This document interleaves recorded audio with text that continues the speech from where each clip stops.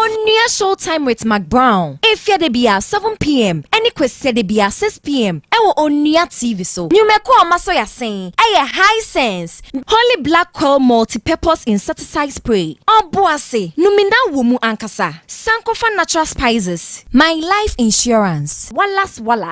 Medima for Herbal Clinic. The GC brand. Betway. Dano Milk. Save 500. Onua TV. Connect 97.1 FM. And it's exactly 3:30 in our studios. Good afternoon, Oil City. My name is Nanajwa Arthur. Call me the Queen of the Airways. After a hard day's work, we go home safe and sound here on 97.1. Connect FM.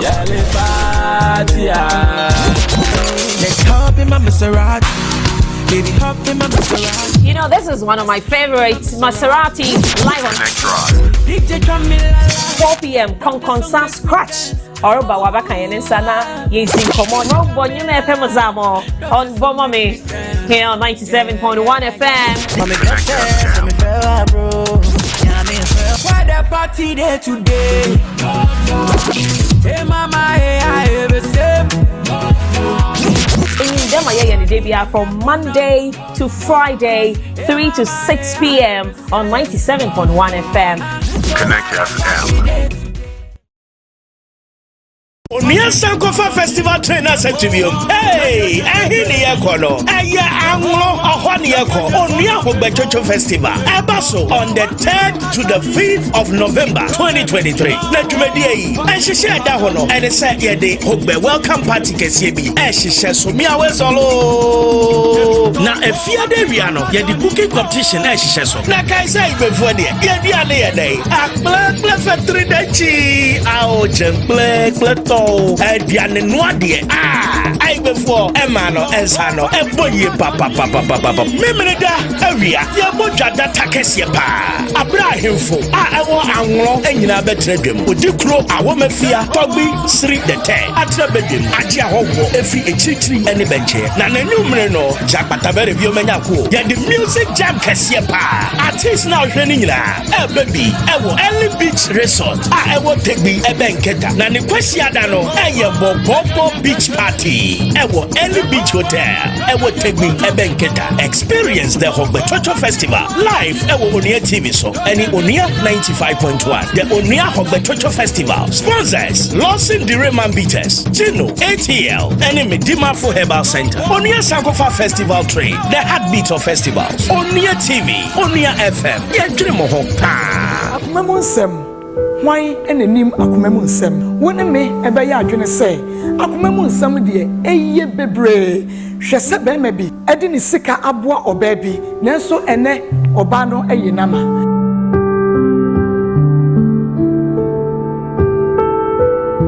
sapa pepenso ena oba bi a wote ba bi dwene ne ho be ma bi bese ne pe na wodi na kuma nyina ema no nanso so be ma no de oba yi akoma edi agro enkura bi abwasesɛn esana wofo a wanti wani anhwɛ enkoda no enti enu nti ena Marcos meni mabedwafo ye kase se oba bi di wafo ha obi mo se bema bi di wafo ha obi mo we ye oba se awofo agyan wajeje mu na wasade no wanya fabra akomam nsem dwumade so na meni mabedwafo entina so enu nti bomode anabra eye akoma 87.9 FM yani yenuanom Onua TV efadwumade yi live efri awia dumienu abapon semaduanan 12:40 edikosi 3 p.m. ene edwumade ebrawo adwoda edikosi fiada akomam nsem eye intercept Dwumade yi ndwumeko amaso yasen eye kidic syrup a efri Ducat Pharmacy.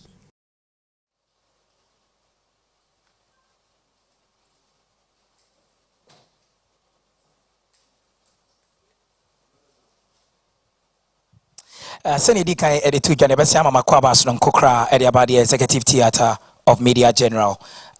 And the National Dialogue on Herbal and Tradition Medicine Practicing Koso. Shannon so say we ye jumedies from Kokra, Onua TV, Onua FM, Onua Group, Yediaba, Yerese, Yebedi ano baba ye, efano ye nuanoma omode enubina ene ahama esa yade ewo krum ha the Food and Drugs Authority ensamede obdiba edwaso efano kwanya omobo omo niama ho dewuro ane bebre na feel se omodwumadie no ye hwegu no eho enkomotwetwe ena yedi ende anopei na ye wompenifu ekukudama ye frɛ omo se omomra metene dwam na omomwa na ye nkomotwetwe no entimi NCP na fe ensita na ye be hyase a ye betonsa e de afrɛ Professor Samuel Ato Duncan wono President Ghana Federation of Traditional Medicine Practitioners Association opin yama wakwaba e de ba yedwumedie no so ma sana afe yembonse mawo esanse enye easy kra. Neotosumienu Dr. Daniel Buama, or Deputy Executive Director, Center for Plant Medicine Research, Mampo Ekwapim, Penny Akwaba. Nia Otosumiensa, William Kobla Agbavito, Wano Head of Legal, Food and Drugs Authority, Openi Waha, Yama Akwaba Soronko. Ena Nimo Blafo ono ye kasamafo edema Traditional Medicine Practice Council but ono so ha yamano akwaba ye ne yamame Dr. Anastasia Yirenchi from the Ministry of Health ebedin komo ewo dwumedie so saso ene ye wo mpenifu ekukudama omode omunim de ene omunim nyam eta dwumedie nachi omo so akwenya beba na womo nkoma a omo ede somye no omudi ebeja ama afoforo so enya biate ne senti Mrs. Denisela Bedu were Senior Regulator Officer ewo Food and Drugs Authority ono so ewa ha yembonsem emano Okoje ebibidro Nana Kojo Obri General Secretary for GovTram or ha patropejani se na yembonsem mano. Mr. Kojo Asari, Head of Marketing and Public Relations, Center for Plant Medicine Research, Mampon Ekwapim, also ha yembonse mano. Saso ena yawo Vanessa Sian Asamoah, also Free Center for Plant Medicine Research, Mampon, also ha. Ena fe Dr. Edu of Edu Herbal, also ewaha yembo ensem emamo. Women in Penifu Kukudama, Yaton side there from and no more motion a wufin and Comatriano, Mokaho, what we share on Onua TV, what will follow show no or Facebook, or to be to me day a year one summer would do at the Atwas, Ebekai, Ediamau. Ebedifo Yamama Kwaba, Edibajumedi Cassian, so Biniaba Abna Yamisem Atanasia, or Nimobeshe, Yancomatrianase, Yadamasi. Solo mamenda se papa sene si eka no enka ne no ye nche ho kwa ne de no ne se si ano papa ye ne ntiase a ebe ye djuma afo bibie ba na bibidro ho ne djumedie ene ne kwan e wo so fa so tutu ne bibia na obi adjuma nko hwe obi die mu na obi nso enko petri nko ye de ensem fata na adjuma na timi akwa no wano de oye na adjuma enya so fa so benya so fa so do no nso eto wo hwe se adjuma na wo ye na wo se so fa so pa no Ghana fo nyina enya na enya nsunsuanso no no so ye no ne ka obi ama panyufo ene o matena se ebe didi sa enkomo yi na me sha ase de na me sha ase o bensa benkum so se Professor Bemiye pa Professor so de ye mo Professor kwa esan so ye president Emma GovTram Montino ye bedi kan na toto nkomo ebusa ne se GovTram ankasa no ye nim se o mo to bibidro de nyina e wo se wotimi kwa sha ase na etimi ti ase ansakura na dwumadi ahodo etwa so GovTram aya no mo sha ase dwumadi no so beji obi atumu so no ankasa bibidro betimi abo ho dedura na so betimi aton na atuo makwakodu FDA no aya na den nhyehyeye ene dwumadi ben eno moye Professor mami njamu mawe na wa ankasa de mayenti ase free ase wa GovTram aya na mudi mudwuma asen mefa akwenya so chia and say GovTram here tukua bataya Ghana Federation of Traditional Medicine Practitioners Associations. There's Obia or did you make me of it? A crowd for society, on bad year, a chance, a quite a first so as Sayari, basic time, I'm not nearby. On boy, beside you.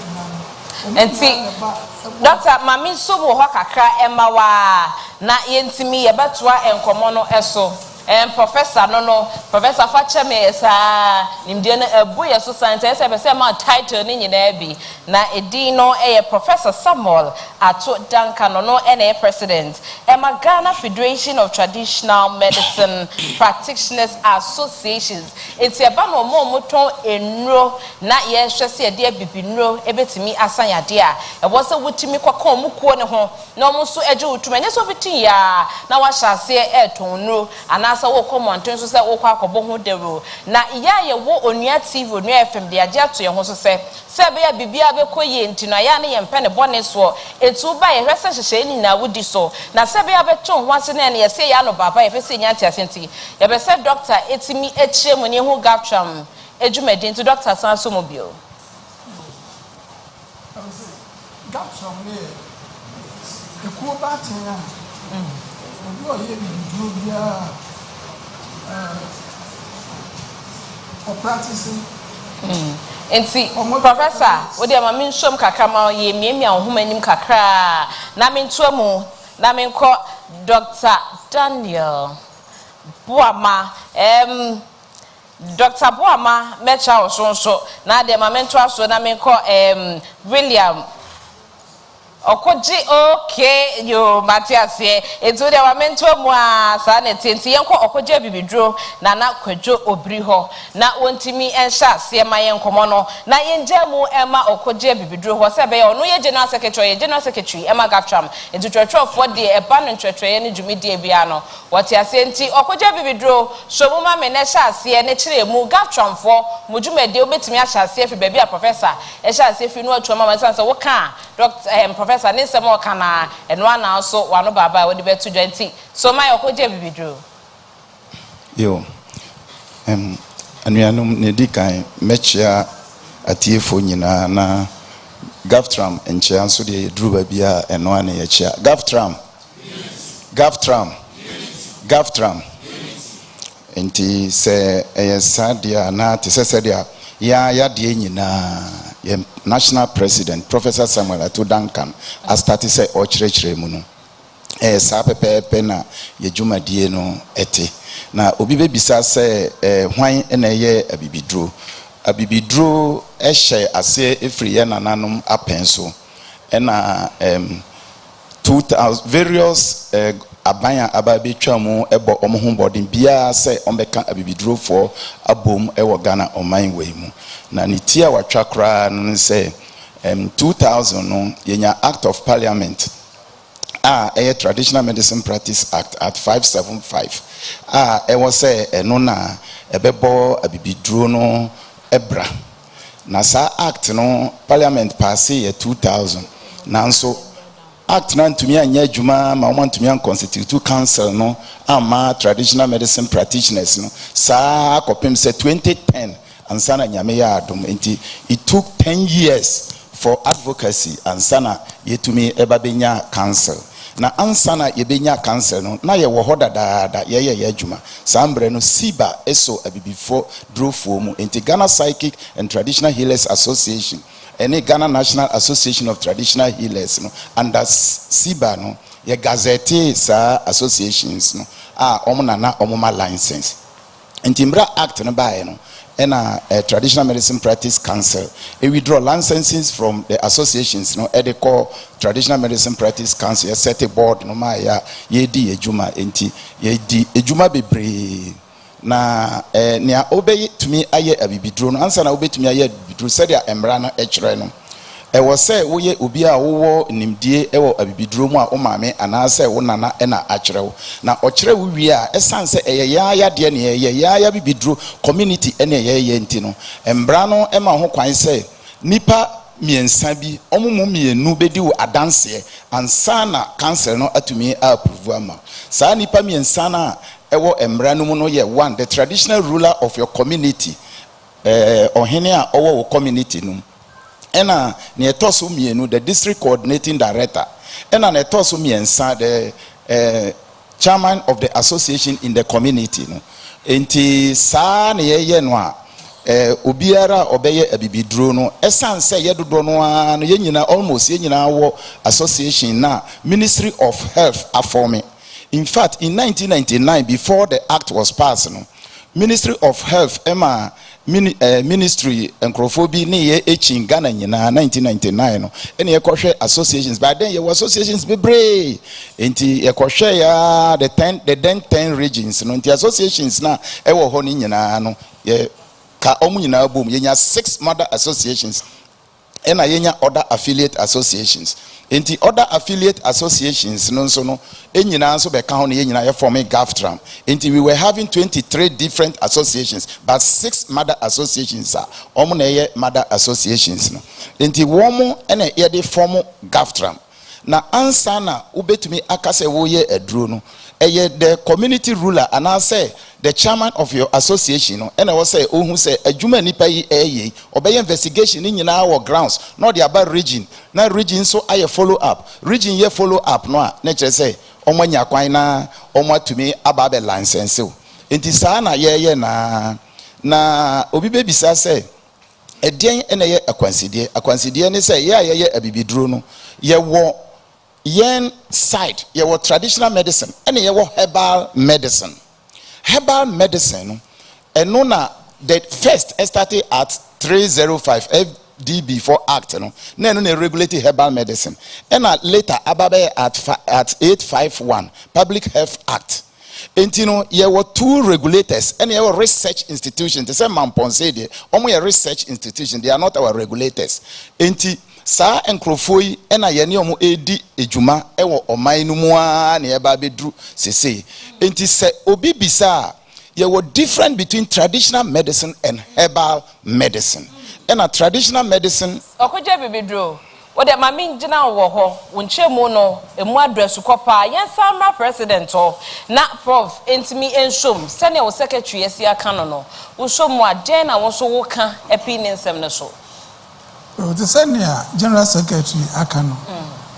Na me dey na we kofa fi bibi obo ade di fi bae. But baby yaba bedru no captain aye established. Na so ba traditional medicine practice and ye wo manufacturing and ye wo mo aye indro. Into no where Traditional Medicine Practitioners Associations. Into one a practice a bibidro no or how you regulate one. And a herbal medicines now ya manufacture drone so or how you regulate one. And one manufacturer into also what they call FDA. Obefa processes in na FDA register. It also a regulate one. Now about traditional medicine practice counselor, a regulatory traditional medicine, and here indigenous practice. So about indigenous practice, I just say, and yeah, obi bakwa koti ahaban, anaju no the abaye edru, or the abeso obi sana na eti de dada, and the WHO ajia to me say that practice in it me abua nipa from time memorial to today. It will change one and ye. Until there should be a council to regulate that. And it's in a traditional medicine practice council. And the FDA regulates products what the babonti ababa beton.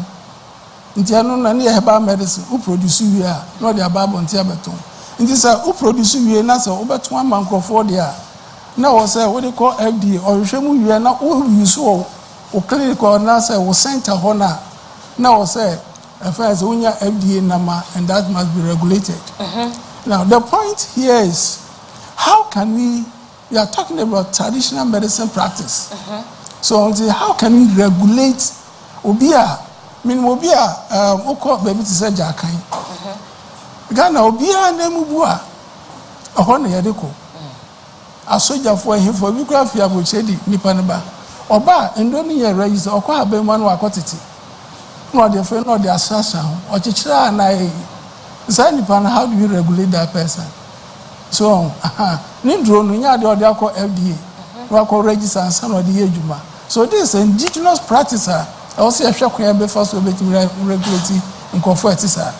Don't say a traditional medicine practice and a herbal medicine. There are two things, a year was a Yashani regulatory differently. And was the we are regulation and what traditional medicine no yeah they call practice. Minimum bia many to be a your bo bi to na dunsinia ko fa haban oti haban no roma na odi etuetua no odi etuetua tokro na no atwetwe efense amoba ni na adifi mu when you draw you register, but this is an indigenous practice, so how do we regulate that practice? That should be the issue. And I don't know what traditional medicine practice council has said. Yes. So to me, there's the need to bring the FDA and the TMPC together to look at. So we share in the media FDA and TMPC. Ube say me na ejuma o say bo enipa ho ba. I want to talk about regulation. Regulation the idea a protecting nkofo a nipa enum ndro ani nipa ye de ndro so ema ehwe o muti no obi beka so to say na American obi ye ochechire nan meko obi so nipa bani bi so bet mi aka so o de fenti no no anso akoka se mi anso mitumi ye bi na ba na obi kwana se na apra why na regulate say nipa no so let us be very firm and look at regulations, you know, saying a baby to be protected. And we should also not lose sight on that aspect of indigenous knowledge now. There's a need for improvement where research has come in. But the indigenous way of doing things must also be preserved and improved. Professor Mamenda se ewo ho mami show mo ho na Professor mi free sa wasema wo kan ye na efa TMPC dwumadie saze ne nyina no efa se de hahamba edi dwuma nenso mo de no ekwa akoye nchi titimire mu eno ho nimde e no mo da so di dwuma nti e nam so mama ko no mo blafo ho wono ye PRO ema TMPC no mo so wo ho mame se no mo titimire mu dwumadie ene mremu modidi djuma na emom se de professor kan ye no wo chine bi obi emphasize nimdie no enkodi bone emo obi enya ho hwehwanso bone no kwan ben so ena mo cancel amate no mo fa so mamani ko djumadi ahodo amafo e de titimremu ayaresa e di djuma ne yo medasi na me pacho so se twi no enhyeda anye papa nti se meti wo ba bia na mo di achem na se me fiase nso a mechia obia ni de wo mo ehwe na mo nso mo aya de bia ayeye ya e wo TMPC se mo advert mo here for this program no mo amfa TMPC amka eno ena nti me say me draw more attention though enra no me fresh Sydney e ka kire no but no problem de ense to yensa yem yesre mo se abanesa wo china bi ensi bio. No problem. The woman say oh Matthias. The woman say traditional medicine and a herbal medicine. You better beside you say herbal medicine no free. If you say you see sad no two different things or say beside say free. Now herbal medicine no every traditional medicine.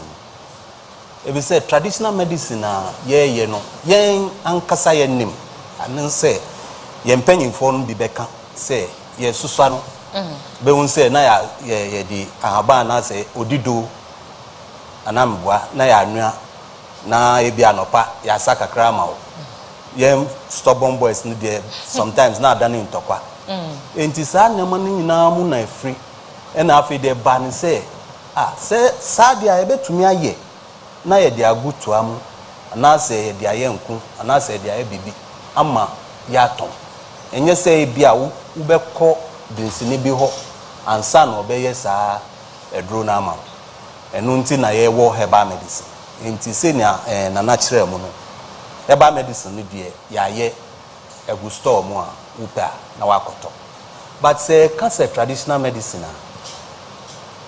fa nyama bebre we say psychic healers nso wo eye die bia dinsini a oti bosom enim ti say me say meti bosom enim uba oh eden na ye wo be ka de wo how nti ebi wo ho a ebi say nkrofo bebre believe say bibi ha no na obi na eye no nanso ebi a enye obi a ebi asunsun bi antechi but the first point of call or kobisa nananum say ade eye mi eye ade eye mi anase obi na eye mi nti wo ba na wo nso ahwe nyama mu oh si fa wo ibra koye si bia na wate aduro na wa ya ma fine as time goes on anase baby I be dream most of the time you can traditional medicine na obia dwen wo sa your friend is saying dinsinia obekọ ne ho enti na ama adwuma no anase enye attractive but since ye kan say ye ka kire wo say nkrofo wo clinics na womunso traditional medicine no na omo ya na se wo kọ ho na kafra wo behu say stethoscope eda nipa ne kom wo be kọ ho no wo be kọ nurse ho ana se ayeset say OPD ewo hospital ya be take you status wo bibia na ansa na wo be kọ akọ doctor na doctor eden wa throw prescription amawo na ya amawo herbal medicine enti sa nyama we ya eye advancement aba adwuma no no ama adwuma no aye densisia no aye attractive enti herbal medicine ni traditional medicine eye traditional medicine practice council eye na ye regulate ni na in fact sisi aye ka say time act no by 2000 no na alternative medicine no crampo enye so popular e wo Ghana but sisi under ministerial directive no eni nyina abeka adwuma TMPC eye nwa sisi anu kura build awa ebe ba be act na ye traditional and alternative medicine act one say na meche enti sa na man nyina no de me feel say so difference bia wo the same thing but adwuma no say na obia approach adwuma no and a different say na prof kan yes obi a manufacturer onu so ni medro no say so the haban way anasa haban way esaya there way but obey ni sen na odi begu to amu a ebe si ho ama obi abeto enti na wo so ko mamponfo ne ho na o mo ahwe say edro na wo si wodi be sasaya there way enema ben na ewo mu enema ewo mu a wodi be manipa so onkonum anasa onkodi anasa onsra no ebetumi aha nipa no anase entumi ha enti eho no nso na wo mu nso wo mu ba e na afa nso wudi kwakosi chef so yi kafra o ebia ebetumi adi 1 year anasa ebia 1 month enti se che wo chef no so a eno nso so ben na obi numu a edi bebre no eno nti na ebia nso wo enti adwuma na ye no we work in tandem. Say nyina ye adwuma no to protect the citizens. Afen so TMPC no ye act no ye were 3 core mandates to promote, regulate and control.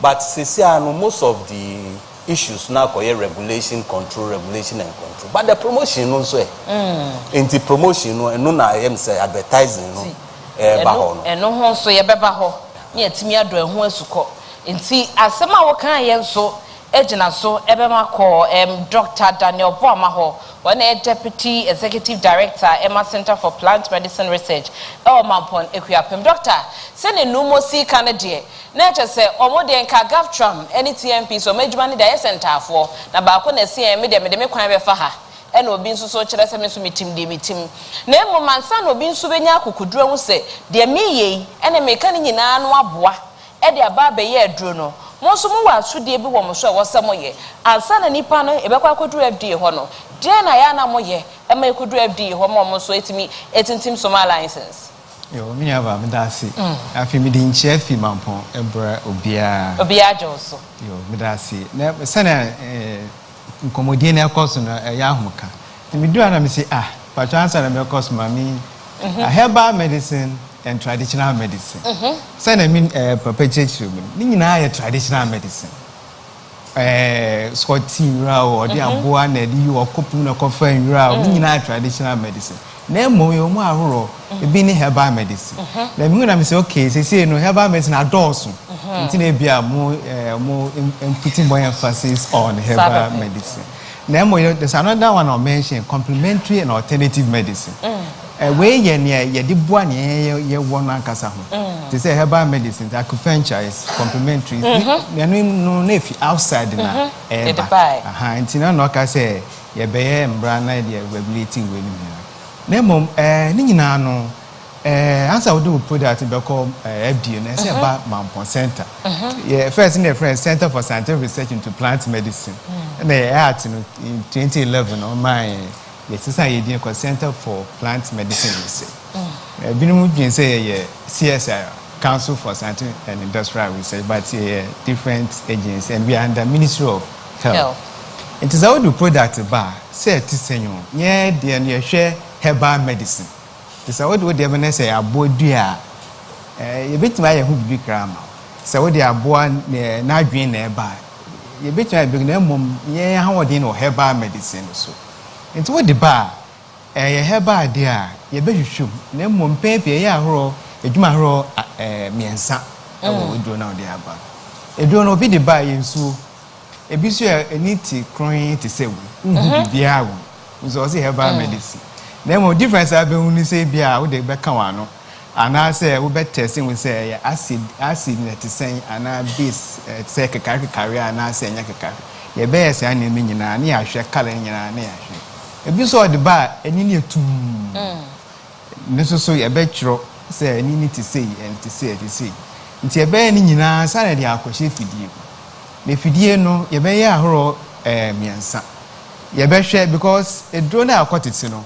Do our quantity if you ebi ona kasa onefuo a wedua eduro ni bi wo ebi ate say nimtree dem say yendua bibia etimi titi bi ti bibia bi na watete de aba na wo ye kasa ye surroundings bibia bi wo ho nti wakwatete aba the same time so mo bi wo ya from germs and microbes ya am just say me kasa James you say whether is no germs na nti James na ewu mu no ende e ade ehia pa ase ye hwehwe nti e de bekọ afidie mu ne ahwe eduane a James ni din ye de we do ni begu se eduane ni mu they say James ni bo we do no mu amoze o mu nyi wo eduane na de amara afa ni media no enyi wu nti ane betches we do ya wo de aba ye ne kronyin krasa na mwa James sa susu na James no ye betwro say bia edorso anase eye anase ebroso you ahoro me say ye anche say dudo na ewum na kom kura anya ohwe ebi so abeka so eya bibi eda no kom a ha adwen bebre ebi so we dorso dodo yesi two numerals to count mpon kan nti anu ye trosa na wo ye den say wo de koye fufo e de ba say na wo de akoye bi wo koye bi also be test but test we say the same thing no es ebia na wedun say ye ano odin ye adwuma pa na mom James na ewo mu no ntimi emfa mo bia because we dey man we say maybe I say drone is for typhoid mpa ku no wo man o treat typhoid e bia na ye musu hwie ka ho ana say ni ti ya ne ya ana say ni ha ni liver ana say because James na ewo mu na enye nti be say ahwehwe mu nyina so we do na o dey be ni ti ana say ni ye tuntum ana say ni ye kokko bi so ye powder ebi so ye nkuto na omde afra ebi so ye part na aduana bia ni nti na omwetwa de aba ni nyina be hwehwe de be hwe sa James bia enim ansana anase wo mkra wudi anase wo fedu na enye ohwe ye fi ho a ye de be ma mmoa ye wo mmoa ho a ye de ma omo ye for laboratory animals ana mice ana rats ye ma ni bi ni ahwe se duro no aye se onipa nom se duro a be ni bibia na enye obewu ni wo be wo so ni ti be ni ya obeda saa na say be ni den nti di we nyina we duro ni ma mmoa ni bi na se ye hwe be say 14 days doctor hono me nso mu kakra wo hono no mo na amode mo omo no eye mo ni pasu na no mo su eni nipa de ye ase se be ye hu sunsun so be mo se ko nipa nso mu a be man sunsun so bone mo sha da hwe mo kro na mo akro na amode mo omo no yo I don't know ye mo ahoro bebre a de ma na mom ne e ta de ma oni nkura research animal. They are highly advanced, I mean, well selected. And you can feature me we are sure that you are power. To say, you must say, only Nippon both to Miss Sakakra. And the manner you meet me at say, oh, Nippon no more, Obi, and I saw a bayari, and now Bedasa, and I say, Obebo, and I be bayano, and also an okra, one wood, one okra, and horse also. The Bashadina, and the more I know more bang, Nippano Kakra. At least I have my idea say, Drone, the man Nippano, a safe. And I see. And the man born on near Sean, we are the man to do her with the manner or better. So, Drew, no be another about says for malaria treatment. No, so you bet you so a drew no, you're the man born seeing, I'm born in Dassa. If you are with the man born as Indian, when I'm home, and they bet you know who and what deal will come will be defined. Yeah, trying to cry, say, be 2 weeks and 30 days near be a so. Your limit to be say you should do a based on those now what you say in the nominal. Your bear share near the side those in paper, my one size and the amount. Near also withdraw near the marborn and yannishi, to say you will be no more be a yannishi. Now, if you saw her with the marborn, I did bet you no. Just a draw no nipper, benomano, then a bayano. A bit of a sinipanus or bedding, or be. Yes, I knew it be an windows are not. Dr. Mami Somo Honamenkai, I have 4, any a chief for a 4 sharing a 1 year TV so any a bill so Onua 95.1 FM. Facebook on Subon say Demu Ewo Onua TV streamy. Oh, what live way and come to chair, say yes, na a bibidra. Ye didi ye juma na sene ye beye ni juma die ne hyehyeye ene e bi oso na nam so e me bebo hu dero na wose etimi fa kwan password no ene gina so ama ne de ye mrei mu no ye hia e de san komo no ahyehye so mpanyfo atichi ene atwotwo bro ni ntini e hye mo ha ye ne omotwotwo komo doctor mama osima ba ko na defo wa no si ye ntimi ento aso nti yes ani mo nyina hu se wedro no ano ye dia na se etimi sa yare no na afi they call another lab. Now also was a plant. Now just a plant in Yemeni do more and I say bean. Obe or the boss so a nim tree no the aba. But I better say be na ye before na ewu. Be so better say no cry nim tree no be na when you friend no metabolize be alkaloid flavor no and this and man. Yeah, church ni nyina na the report am. No abeji no do kwa bi no so aye no be afa. Na ye another test ye find efficacy. Eno ye komu pa ye mfifi mu pa. To say about senior drone is for aphrodisiac, me my drew. And no, you don't call lab, me I drew no. I show you remember a boy, I was a born baby here, if you are drew no more, one and I've on that. Never say no crave Jumano, a drone a ye Juma. If you saw the one who she, your bed test me, I who ask enzymes, active in any natural. And we a special test, efficacy test. In paper, we look at this with for example, I say a malaria drew. They don't know what they buy. They do about malaria germs. No, yeah, say they put an eye on the sheet. Yeah, I reported there. And I know you are no boss. Look at them pamping phone to me as a test. Yes, I mean, simple man on their. Another issue is say it to me, and I say, yeah, sponsorship for traditional medicine practitioners. Say, in do no more person or more. You to me detailed test a mom. Say no bit me I general so their Tom we do say a drawy a immune booster a aphrodisiac a malaria typhoid because it's also multi as can we do qua yet simple test him fight a chemical. And I wanted the doctor so my mess about that detailed research na was somewhere no when hear me e be some be chine no wa twetwe nkomo Onua TV Onua FM so and I was share e wo fidie so na wotie so e wo FM so we ye nkomo twetwe e de hyehye so fa bibiduro hu dwumadie ne ton anase ne ho advertisement ayeye e da je de ho nkomo e hyehye so na meni abema solo e na edi dwuma yansa na ye bekọ FDA ho no Food and Drugs Authority near William Kobla Agbavito wono ena ye head ema legal affairs o betwetwe komo meje mama solo san se ni nyina wodi na ni die kire edi solo ena na somwe na na mejai eja mawo eja ni oba ne sunsun kunkunu di mu wan kasa je na na twa odumadi eswe right nyame se meda wase na se na wodi kan de tu dwa no Mr. William Kobla Agbavito head of legal ɛwɔ FDA wɔn ɛna the final piece of the jigsaw sɛ eduro no fa entity ne nyinaa mu ɛkɔm a wɔn hwehwɛ mu nyinaa wia FDA foɔ na ɛma ho tumi sɛ eduro yi wobɛtumi de abɛdwaman so abɛtɔn wobɛtumi abɔ ho dewuro ɛmɛ nkɔfoɔ etumi aba abɛtɔn ɛnti yɛbɛkɔ ɛyɛ wɔn head of legal hɔ Mr. William Kobla Agbabito na wakyerɛ yɛ mu kratafa no sɛdeɛ teɛ mmara no sɛdeɛ teɛ ɛne akwan a yɛbɛfa so a yɛ nnuro a yɛyɛ no yɛbɛtumi abɔ ho dewuro. Thank you very much. I think Numo Brafo initially no can say the tree in yet. Never say, media need ye. Mine is terrible. So I will try as much as possible to be mixed in it. So thank you very much for the opportunity. Let me start by saying that the Food and Drugs Authority, agency, Ministry of Health, I see, with a core mandate as enshrined in the Public Health Act. That's Part 7, precisely Section 82. It says it is our job,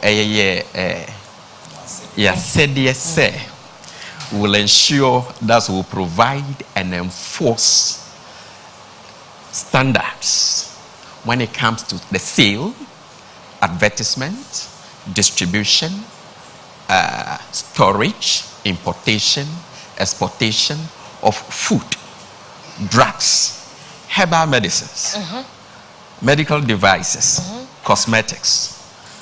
And it's also our job to ensure when it comes to the issues of tobacco and tobacco control, and then clinical trials. So broadly, this are our core mandates. Now, I've listened to all the deliberations. Before we register a product, we request for several documentations. Key is the certificate of analysis coming from the center. There are other documentations you would have to provide. We will then have what we call, we'll register the product. When we say we'll register the product, it doesn't I think I've been to court one day, and there was a decision. The judge was like, "One register product NT, nipa no come for 15 years." I sat back. So you realize they don't understand when they say registration, what it entails. It's as if say, maybe Kua, na ya choro Kua registered in a register. No, but it entails a lot of activities. So, as I will request for all those documentations, we call for one. So we analyze those documents. So the certificate of analysis, all those things are looked at. When it comes to traditional medicine, it doesn't equate to what we do when it comes to the orthodox medicine, where we request for the dossier and do the typical analysis. But we rely on those documentations provided. We will examine the product. So by examination, we call for samples, of those products. We also carry out confirmatory tests in the lab, our lab, to confirm some of the very issues, done by the center. We don't end it there. We carry out what we call GMP inspection. We'll come and inspect your facility where you are producing the drug. We want to be sure that the facilities have the capacity to continuously churn out the product. Because when we register, we'll come back after a year.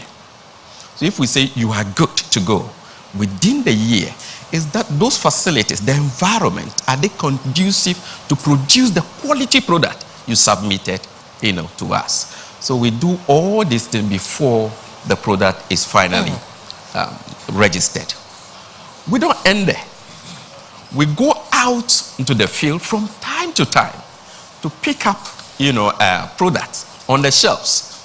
Numu was talking about the shelf life issues. So we go, you submitted the product, let's say today, in 2 2 months' time, in 6 months' time, has it contained those, the efficacy as established? Are they still in those products? So we pick from time to time and carry out analysis on those products to ensure that is the enforcement bit of our job we do.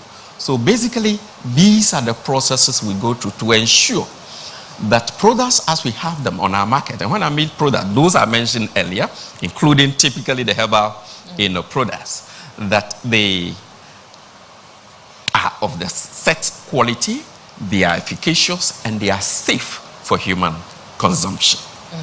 So basically, these are the things we do. Let me add a bit of the advert because it's tied to issues of registration. One will bring a product and say it is for, let's say, headache, or let's say malaria. Let me use malaria. So he will register the product as such. We make sure on the label you indicate the ingredient, what it's able to do, and all that.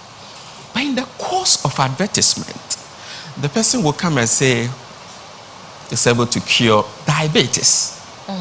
So that is why it is our job to ensure that whatever you claim the product can do, which is specified on the label, that is exactly what you advertise.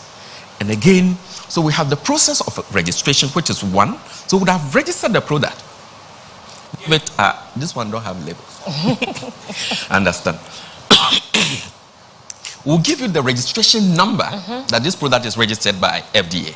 But that doesn't give you the power to go out there to advertise that product.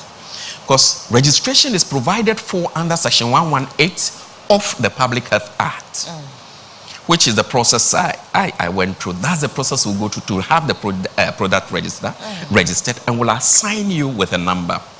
The law under 114 also indicated that before you advertise, you need to submit that advertisement for the approval of the authority, that's the Food and Drugs Authority. So there are two separate things. So we have the issue, you happens to get an approved advert, you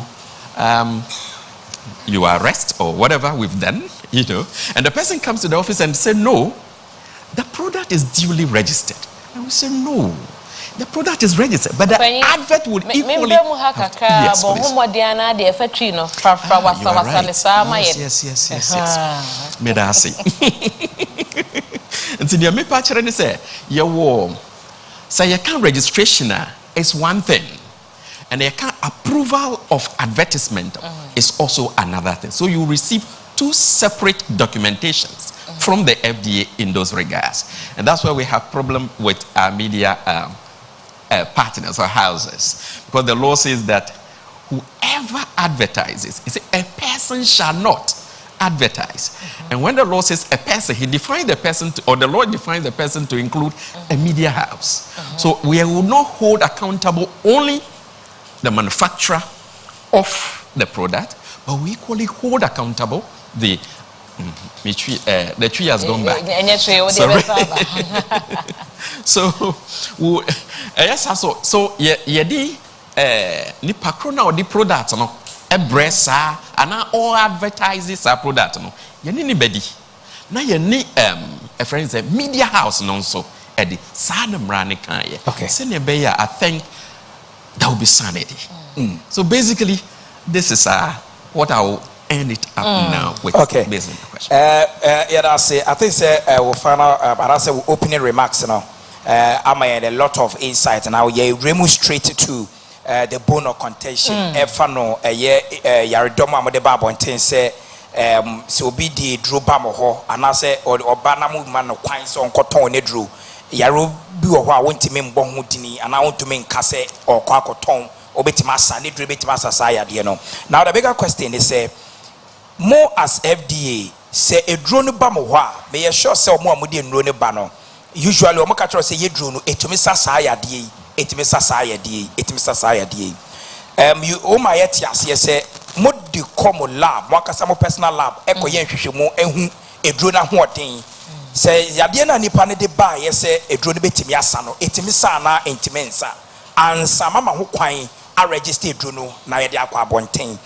The question is say moko na moko hwehwemu a before amobema eduro na ba monten no muhunu eduro na ho oden say bia meduro no etumi boa ema bema ontumi mbo edwuma wo mpemu a etumi eboa ma bema tumi ye edwuma mu ye hwehwemu a ye muhu saa de no ena mutumi ma ho kwan because the list of diseases are ukona ukwa akoton wedru a wontumi enka ho asem no yeso se no na ya bebre na eba maso ye so be register medru a document no mo kire se ye dru na ye de aba no sei ene ya de a ebetimi asa ene so betima kire mu kakra. Thank you, Medasi. So senior medical no section. So all these things are provided for under section 114 of the Public Health Act. That's 2012 at 851. Section 1141 HRM say ubetimi advertise wedro but na ansa na obeye sa no e was so far side script no advert no emra authority no for vetting and approval. So a whole committee will sit down, registration, all those and Nedro no also betimi aye ABCD sa no register. I don't know if that's clear. So you have registered the product, as I indicated earlier.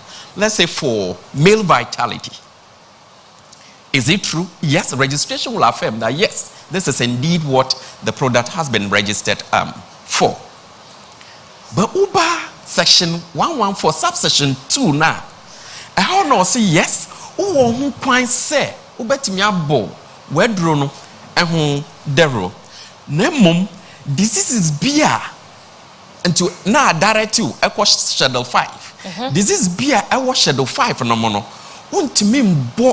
You cannot advertise a product for a cure of such diseases, and it's quite a tall list of those diseases. The question would then be why? Why did the framers, impose such or put in such a rule? The scientists, the bit I gathered from them has to do that when it comes to, for instance, diabetes, we have is that a fundamental stage? And then we have type 1, type 2, and all those types. Now, and to be bonting, let's say someone, a herbal medicine practitioner is out there saying that medrono a cure diabetes. And a type 1, a type 2, and near and a cure. Also, medro unuma. We are Bema, Ubejina Brani. The issue is, what is the cause of the sexual challenge? William, you better want some more why you need to be on common fiber. Near some Prof. Duncan Honon twice my say, send William see can some day. Not just say was a gaff tram. Womo dorman sakura no mbekwa kodu FDA. Near to me a mama license. No money munra. Yen sheda nkwatena monte mo ho aduro na so mo kowia ya na so nya license so simbu se capture man kasa no mo how advertisement when you saying e di enti na kowia na ba yen se nim se baby bebre nkofo ya advertisement a ne mo bobo so se ni se ye ka no ye ka ho asem enti capture man ya na mo te ase ansa na akwa kodu FDA mpo Dabio miniaba say nia lawyer kan Saba pepe na etie. Se obi edru na so kono si o esa malaria. Na okoni register mana. Ni obetumi aka nse malaria na esa. Onjumi ka de fufu bia bio. Now say to send you diabetes. You register ma for diabetes. Na say diabetes no okobo ro bia wo hwe no na ebia type 1 no se medu na timisa diabetes just type 2 nyina ye den account na type 1 and type 2 are not the same. Diabetes type 1 and type 2 are not the same. Bio type 2 no I know say the person should live on insulin anti ewo senior na near material from the regulators no side and say we should be able to convince them to say near the chronometry type 1, type 2, then advertisement will be approved in that direction. It will advert now for those type 1 and type 2. So saying in Maya, I just said you cannot do that. Now, so maybe share you can't near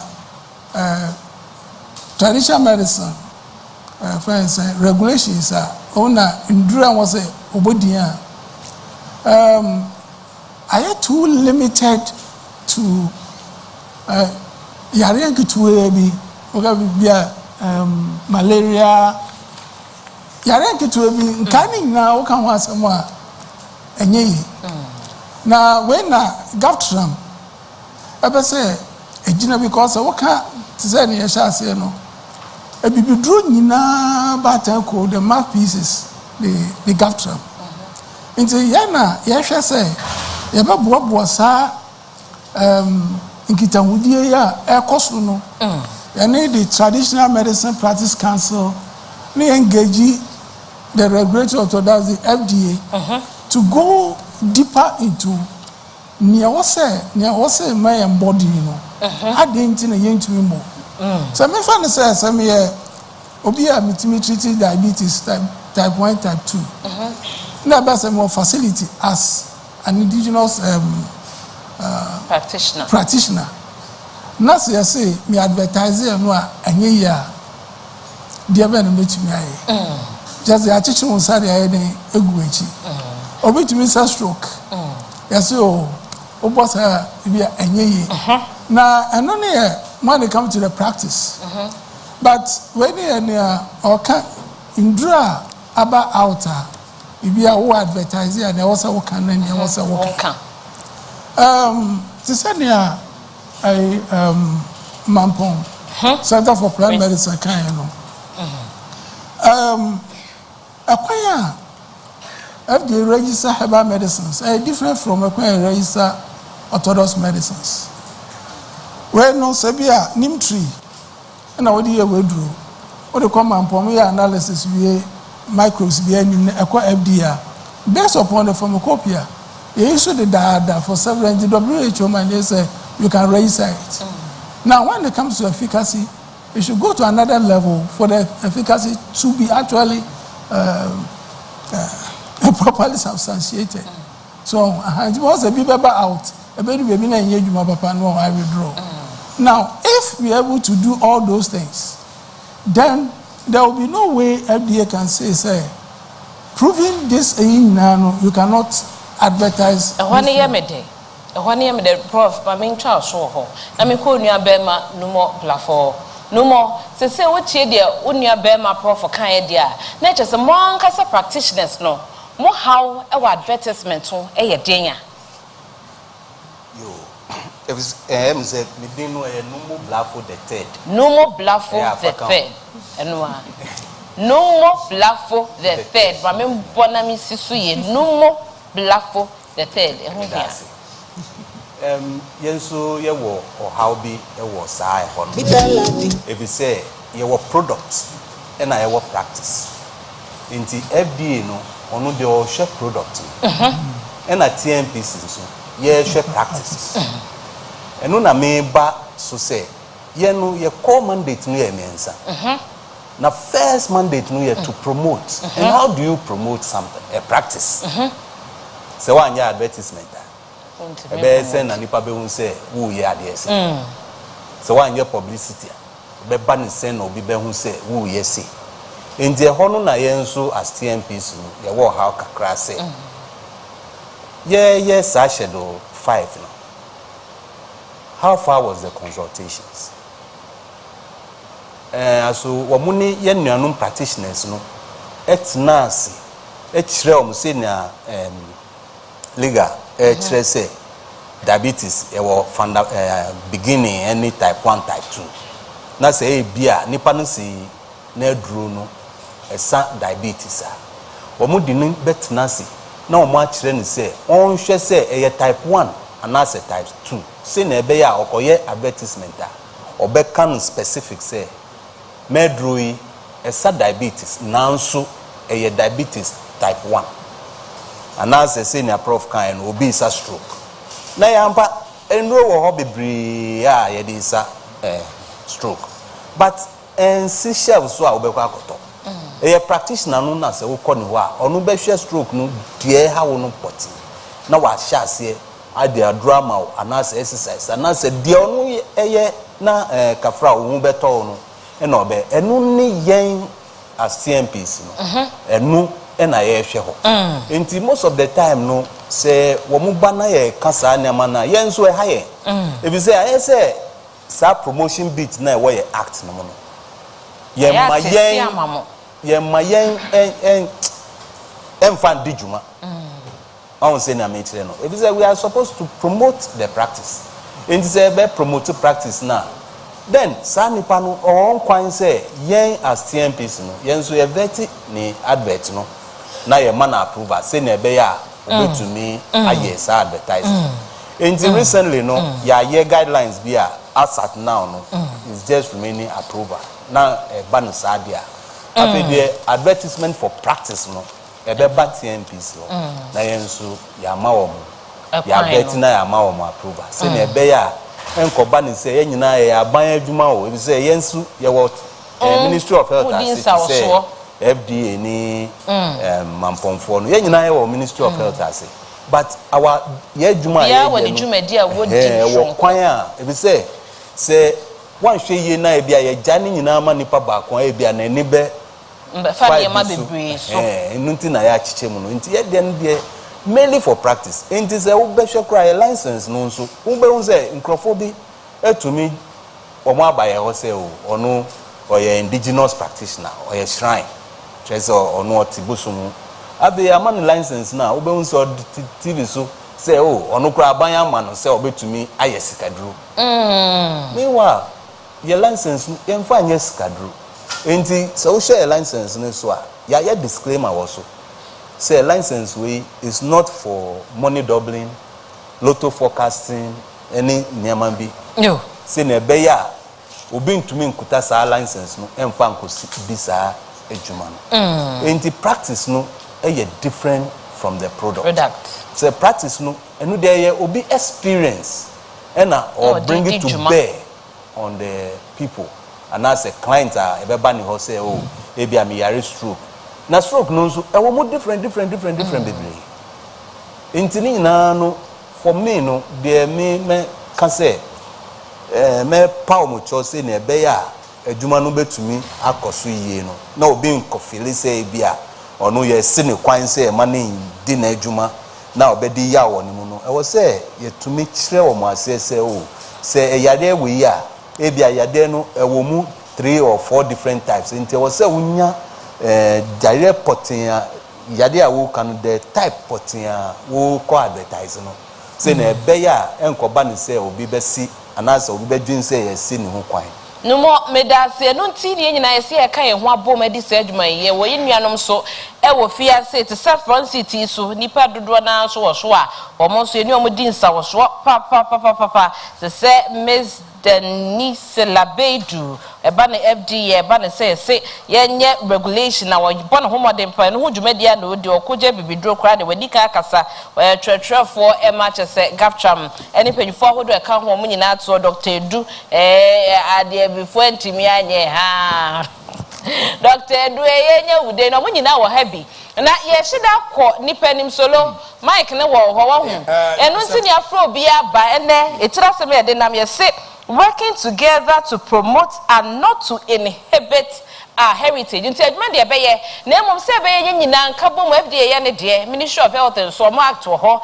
ebi osu TMPC ye omo de gafcham ye omo de ebi osu crampo research ye wo mampo no obi edi ni dwuma na ne nkabom woni wa won so wo ton waduro no wo ye business o se be bo ma so anya so mfaso na nkofo ha wo ma ne nyina aka ho bi ye jai mic nim e ma wo mo ene omo ha obi wa sembi sama mpanyifo ye a wo nyina wo mensani faso matimi ato ama omo nti solo obi epeja ne nsa no peso o kan asem bia no busa bibia na waje mu ama no atimi ato ne nsema ma ne empanyifo san sa adwuma no omonti ene ete ase wate ase abana yenkai ya hwefo ne pedifo ye shim wa hase se dwumakuo na so yemu sa dwumakuo no ma so yemu anka menye sure se ene sa nhedi we ebetimi akoto aseda kese pa enko enfema kobi tiger nut mpeni4 omo se wo per breakfast papa obetimi anom no anopa obetimi anom na wia obetimi anom na anajo omo kobi tiger nut powder no obetimi use bi enso hie ni enso nwuno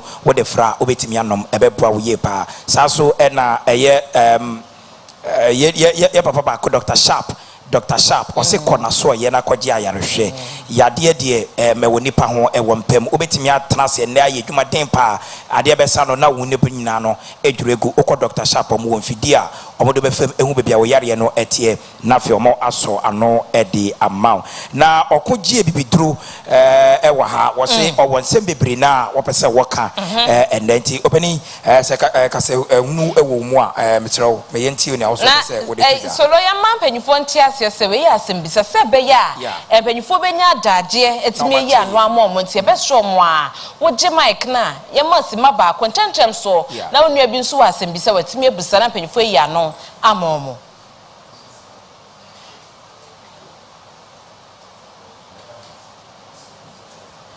bacho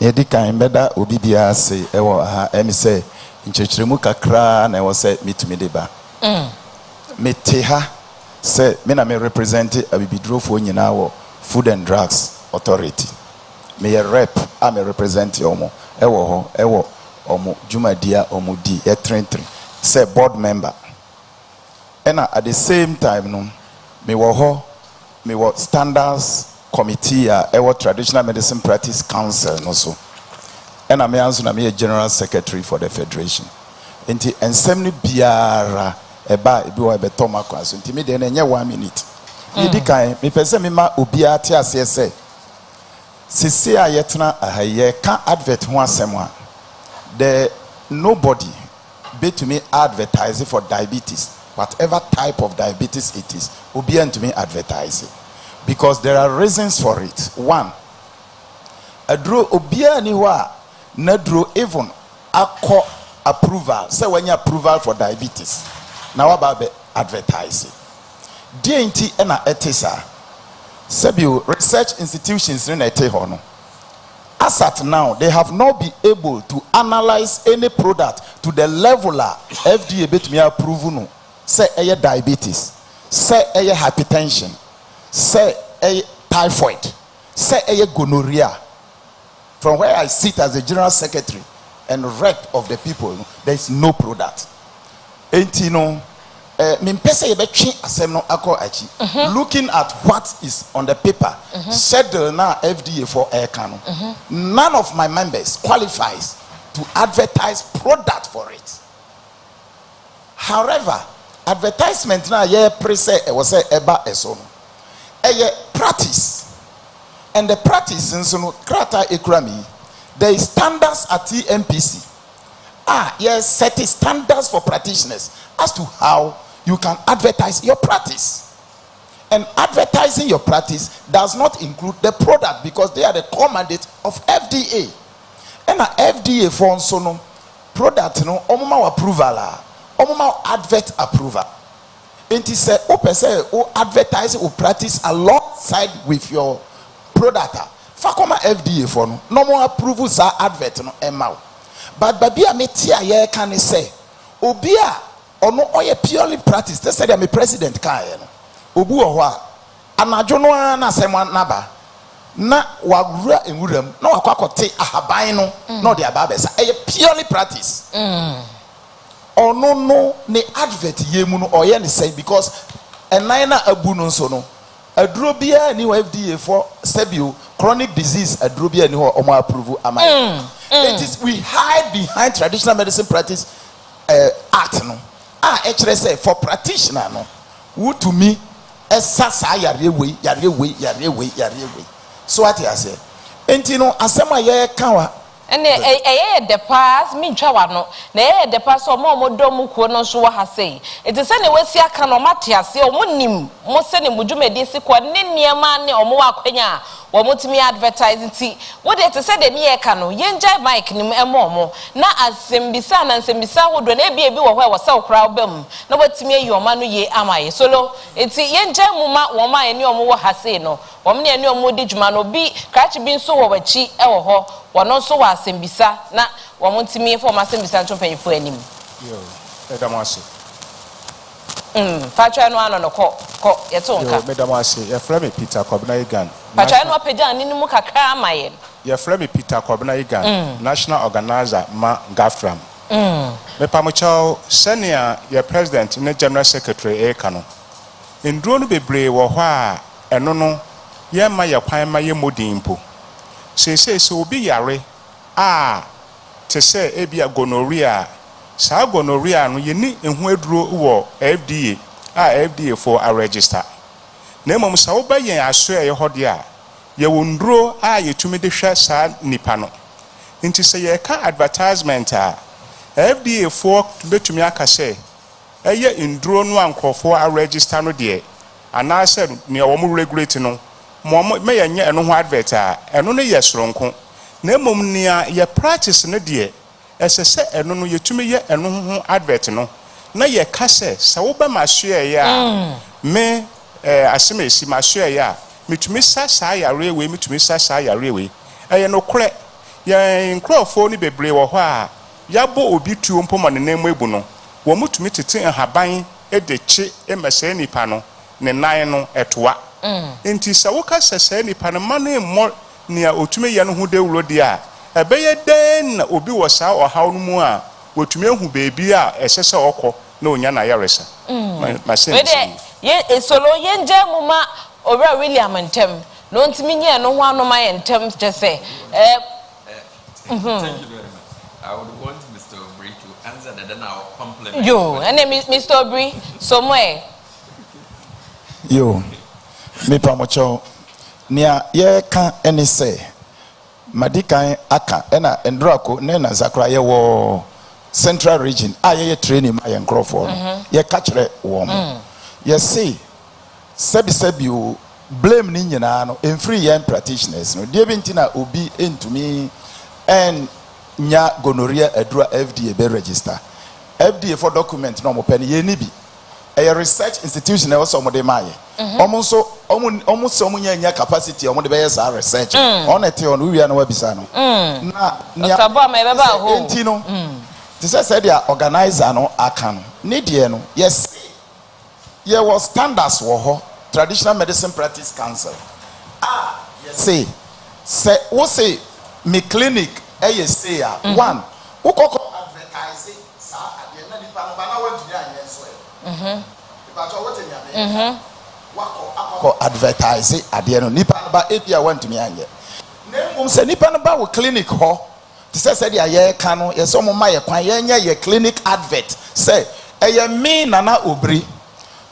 me ye edinsinia me ye ade pa me sayare e wo Ghana man we mu o yare bia e ha wo no wo de ba maso e ya metumi abɔ ho bɔden asa saa yare na ma se wo ba na saa yare we ya wo de ba enya me dia na ma refe na kyerɛ sɛ me de akɔ ba bia e wo sɛ me de ekɔ no enti said ya almost schedule emra na nyobia na ye se wo hwɛ at 851 no a emra na ye na ye traditional medicine for ya deda enti no ma bebre aba be gu mu a ekuntia ye wahuni ame kyerɛ no ekuntia ye pa ewo mu enti no omantumi anti ya nu di sem e wo saa de no ho e ma ya anye enti aba be ye mra parliament apase enti no yenso no ye se ya so ye de ne betumi aye de mra wo ho se yentumi nye nu mo blafo no ama ye se yentumi nye nipa nti no de license no ama ye no enti ye de ne se public health act ne se membo da ro nkyere nkrofo se misa diabetes a ye de ne se me yodinsini a misa yare maso ye nie eye sei enti munyina no mombra maso ye oba ho a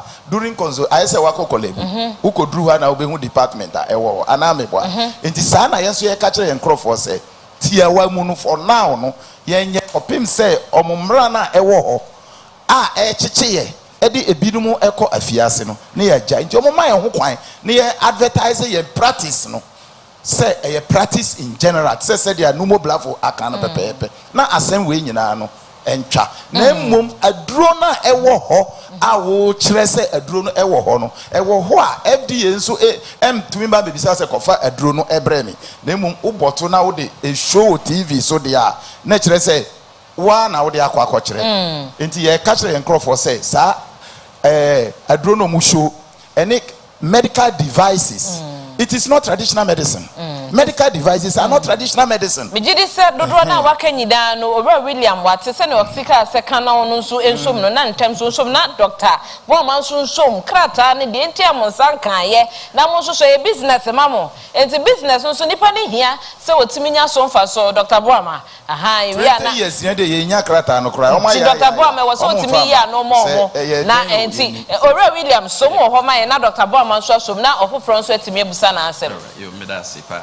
So, Senator Mr. Obri, Nano Obri, yes, so in our law, let me first say this, that FDA has nothing to do with practice. No, that is not our mandate. Our mandate, as I indicated earlier, has to do with providing and enforcing standards when it comes to products, as I mentioned. But again, I delve into those provisions, particularly section 1141 and 2, which kind of stops the practitioners from mentioning cure for certain diseases. And I think at the last gathering the last time, I tried to give the definition from the art as when we say advertisement, what it means.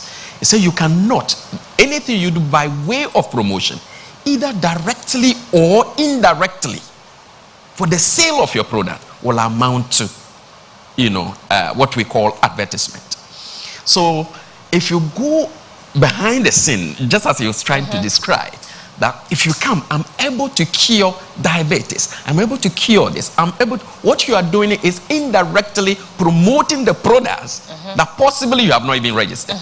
So that is why the law generally says you can't do that, or you can't mention these disease conditions. You can't mention a cure for these disease conditions. But the instance where you can go to advertise your practice, advertise your clinic, FDA has nothing to do with that. It will never come after you. It is when products comes in. It's when you begin to mention disease conditions that will say, oh, okay, then let's follow up. Let's see what they have in there that they are using. And then you see but then advertise general. And I think some of them send some beautiful advertisement templates. You read them and they are so beautiful. Obama so they are not Dr. Dumo, Dr. Dutaya Sapa, Obana Soye, Takradia. See, they have nothing to do with the practice. Wow. Now, so so I arisano kafrao enye ndrom kwa na desire. Ebi wo ho a ebi a se nea obe twitwiwa afa. Okay, so obi so twitwi obi so. Thank you. And also a product Enti there was a sad distinctions ni na etumi ba. Ansana ye nyina ye be nya santi ase no se na be ya we can separate the product line from the practice line. Okay. Dr. Boama, just a quick one before Docs comes in. My boss is here. Mr. Benny is here. He's supposed to even be in the chair. So I think he has, I don't know if he has something later to add to. Okay. Any boss? Okay. Boss is very true. Boss, remember where Chana? See, Dr. Boama. It's Bibitia, where me and Tia said, the person one is a didn't see a crater and a fear do no. Ni intimate and once. Kata omo penda o chine betimi ayama. Na mmom ye hu se ne boy edin. Eno ani issue is the cost of doing the scientific research, adding the science to what they have. In running the omo traditional medicine bebre. Dr. Baba mo ankasa na enye scanning timi fa maaye. E ma mo fa ndi djuma no. Enti eno ani asam no sika. Protocol you betimi dey say do na malaria betimi ayama. Protocol you what is say aphrodisiac betimi ayama. Protocol you person we ye gonorrhea betimi ayama. Na mom sika ho na betua. Eno ni asam no. Ti say COVID buy. You know bebre also COVID. ye be my free. Na mom COVID test to run one sample is over 50,000 Ghana cedis. Ne who say heading was sure. Even na simple one year 3 tests. You charge over say 615 something. Na ba patch say ento on so. One say na dia na. Enti if you dey ho na say to fidie a person we stability.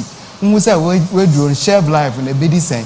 E betimi aya amount. Na mom costs is the content na make us say omu hia sponsorship. One yenye omu hia sponsor say it is say we person we efficacy for diabetes over 40,000 Ghana cedis. One nipa he practitioners he na betimi answer 40,000 for one product. And Sunday be malaria dey obey malaria is over 30,000. And Sunday be war gonorrhea. So obey then. It's almost your sponsorship. It is say you advance your equipment in a day you go so to be. Then more you say no born here. They don't know. Oh no, your mama dom gafcha. Many someone in Bentia that Democrats are on Sankai. Hey, 40,000. Me met me a man of 40,000 since say as on be here. Nana munyanya nte yes no na wasa Bisano say. Omo wo ade a on betumi de aya na. Yeah, papa na te ho no. Enti wo person wo kire me say. Ye ni 40,000. Dr. Boama. Ye wo 40,000 ebro so.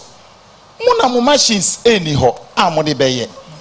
Ye de no aban kura de abro mo mantumi anye. Aban Ministry of Health. Omo so ni 40,000. Ministry of Health only 40,000. Enti enya sa mo ma ye duru ba bia ye ma no kora ne nya dwuma. Na sadia obi wo mboa bi anase obi wo kasa bia obetumi de aba. If you say 40,000, Edu Mohammed ni 40,000. Edu Mohammed only 40,000. Enya sa na tie me pamocho. Please, but let us not go into it. Dr. Boama anka say nim say enya 40,000. Em say Dr. Edu so be say odi BBP so. Ena dwumadi e beboa ye ema ye hunu se ebetumi aduru baabi adentia ya kwanye ko omaya hodo so no yetumi ko hu se wokọ baabi a aban ne boa traditional medicine pa ni dia Dr. Boama kan che se ne bo odi ampa dia na se aban na emu aye esanse yesu esayare ade na afi so aban ne ye budget e de ma orthodox fonko a na se nka machine bi wo ho a ye de test ye beboa ma diabetes na manfo ewu wo mu no yetumi aye sa test na de aboa yetimamufo na ne aban ne mo ne yenye mebo ne mba fom ne yenye request akwa na some she ministry of health. Enti na me be ka to so say me ametuma na mo me chache mo comedy typhoid the drug oye me ko ye test wi ne ye efficacy test mo se machines na ebeche na eche onye bi Ghana me fa nko ba bi nko na me famla enti saa FDA me ko me se saa de na se wuche nyi na oye Herbal mixture aya che se kum yemukro enti anoma ne bi wo ho a enya ha ne baba ya anoma pamochewo ye adwuma enti atumi akọ Vietnam University of Hanoi Penifoso ya sene ye koi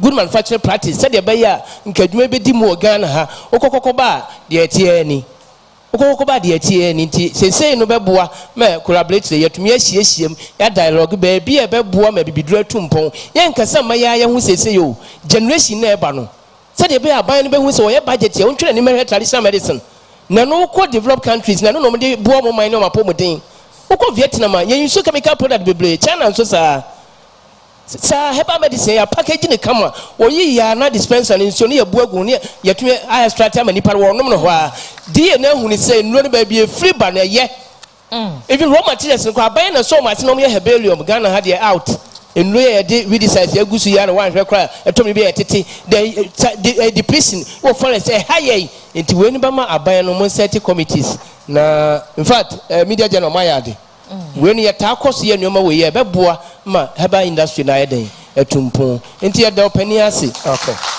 da opani ase se waboa ye na numo brafo so ye da na ase so no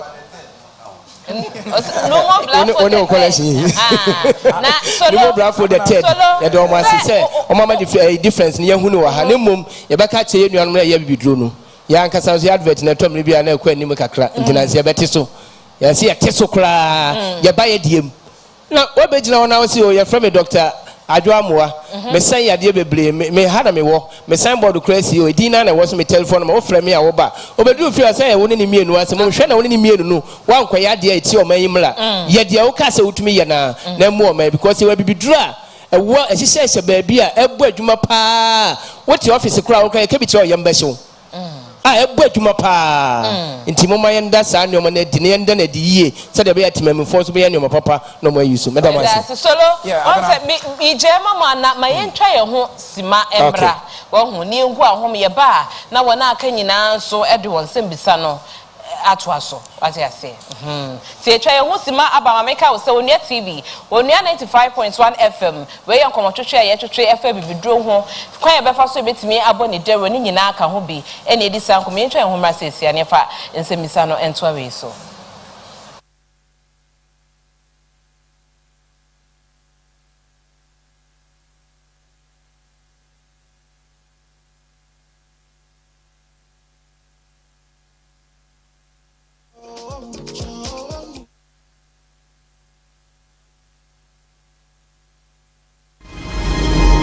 Abrabo betimi asese emre bia se ne wo bribia na wo bo weni ntete anase wutwa weni ne nyina hwro ede wo japade ene de wasam weni mfifranya eko ofie na adampan ama nsio age aboso wakwani abedie ene kwan a wonsafa so ko wano aye bisi basa enu nti ye ma ye homene so e ne nka ye humbom emfa serensha afoforo afnomu ubetimi aboa wa abra wodi sika entade blankets toiletries enuane wakade ene nro aso wanasne Media General ho anasa foto ayatia ene 3 Foundation Dam Split Relief Fund wa abra wodi sika for 3 Foundation account iso Senate Bank Ghana Limited ai wo kwadwo Thompson kwan so e wo tudu anase ubetimi di sika for mobile line iso 05974331110 anase merchant ID iso 120494 kai se uyonko dane woda chire wodo enetema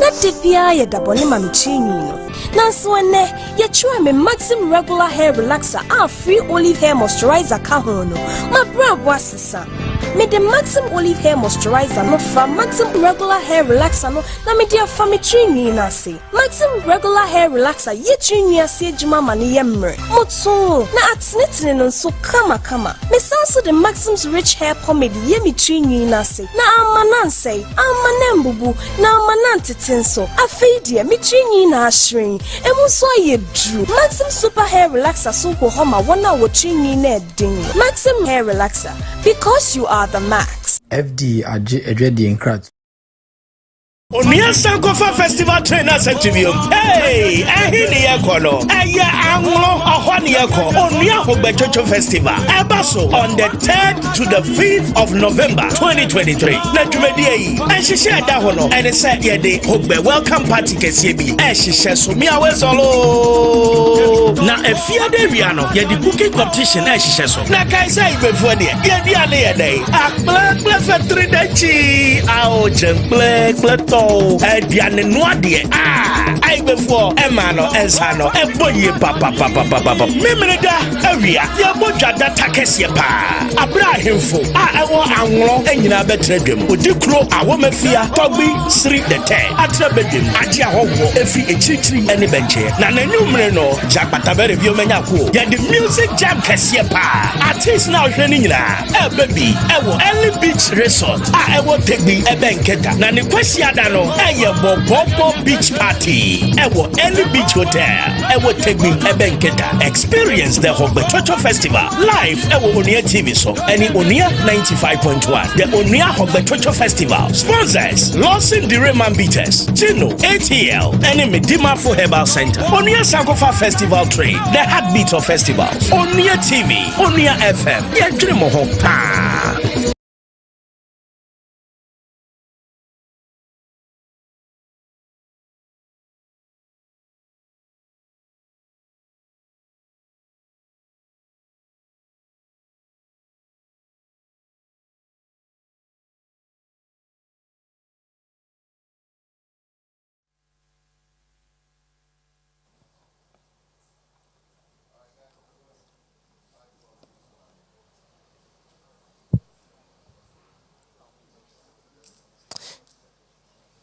Right. Yes, I am a Makwaba Sodonko.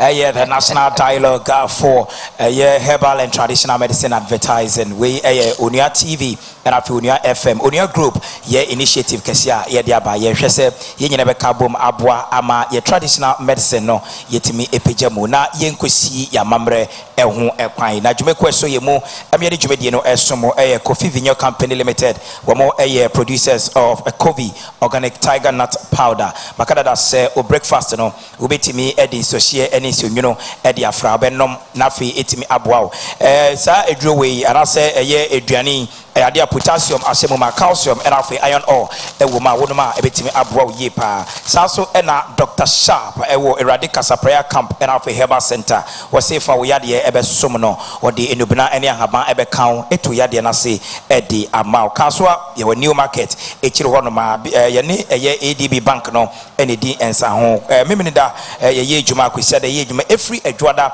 ekwesi kwisia da nyina no ye adwuma ne mo meminida ene kwisia da de from 8 am to 5 pm and ye adwuma fa won dan Dr. Sharp ewe Eradicasa prayer camp and Herbal Center na omuntimi embwao na earlier nenka ewo se director legal and corporate affairs Edema Food and Drugs Authority ejori but menoka say ye penino ababe cancer ya bama na kwan na fe wapotona no kakra na ye wia na wetimi atwa so Dr. Joseph Benny aba Dr. Akwaba na ensemfobe na with free Food and Drugs Authority Edebra yeah, that's it. One major correction. Mr. Benny. I always want to make that correction. Mr. Benny. And the woman say media general for sa interaction with. Senior million maka every beginning no. FDA or Food and Drugs Authority. A back bibidra yejitumpa. We have a whole department, a whole head of department that handles herbal drugs. Nti yejitumpa ukomra no ma at 851 herbal practice or herbal medicine practice or traditional practice ewomra no mo. Nti yejitumpa we have nothing against traditional medicine practice. Nti senior ye can abesi this moment you say herbal practice ye woman say na no bring account maybe efficacy say we don't really have resource but me can see so say a draw way a sa ya real way inti wo young advertisement you never get to me say we should be cautious about near ye can say a draw no be even orthodox medicine ya young laboratory analysis ya young clinical trials you say to me sa ya real way no me no so say wo be young advertiser ye regulate mrano sisi se ubeye diabetes adverter for orthodox drugs ya ye clinical trials mrano si men ye sa advert adentra enu a misi ya hwehwe mu ahu se ye withdraw ho na herbal drugs asesi a making se na mo ya nya ya gi atom se ye ntumi nya efficacy adentra na enu de ye mpese ye beye ebetu ye bo asese ba advertisement inti ene me de pa say ye ti ye ho asese sa types of advertisement no yentu ye bo asekakra obi a nka say me advertise na say na yesu ye kan say eba no practice say na no obrika ye no this is me aso ye ni uba ha yare a odi bai metumi ahwe ma wo ho ato heavy and nipshia ebe bra say me yes advertisement no na mu uko ka say me pese me sa yare sa ubo yare bi din hypertension diabetes enu nye practice me wa diabetes hypertension enye practice a disease it is also who practice who they were ka say me aso yi me to me use herbal medicine e sa yare wo uka we tumra bia asa ukobo yare bi dia enu na asem no ebe di ngakra ena me kan se so bi say even orthodox drugs ya shushu mu pa ya kan say etumi sa yare we yes ube ye hu advertisement please take your time na ne ye se ya kan say ye ntumi hwehwe mu yie enka say ensi so say ebetumi asa saa yare no eye de na no de tumi bo hu da refree a yesi ma ye regulate nti enuanu ma ye mi de pa say enne yetumi eje tumu say yentu ye bo ase na ye ma bibia nda hu yi ansa na say be ye advertisement no ya FDM can say man ye wo advertisement for your practice no eno de animra mo say FDM ni bi catch us don't advertise your practice but to take that person on. Take that person on. Okay. As for your practice, you can go ahead and advertise it. But nyama bi wo ho a ye ka say yentu ye boas ka say na be ya mo ye person ye be boa won no. The patients out there that we want to help, we don't end up cheating them or shortchanging them because oba no want to me answer say yare no a na fi de ko say me can ask so say ya registered products, herbal products be brave.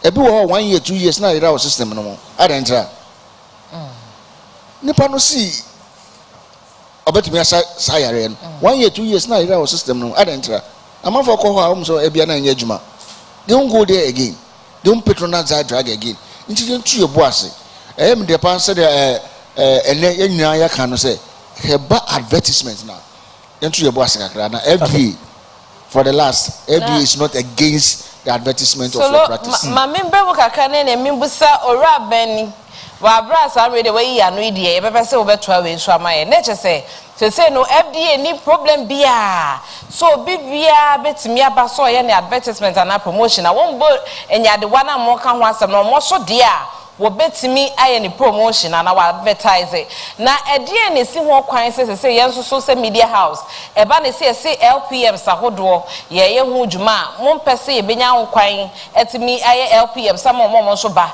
e be yo mo advertisement for mo no anaso ma so ye.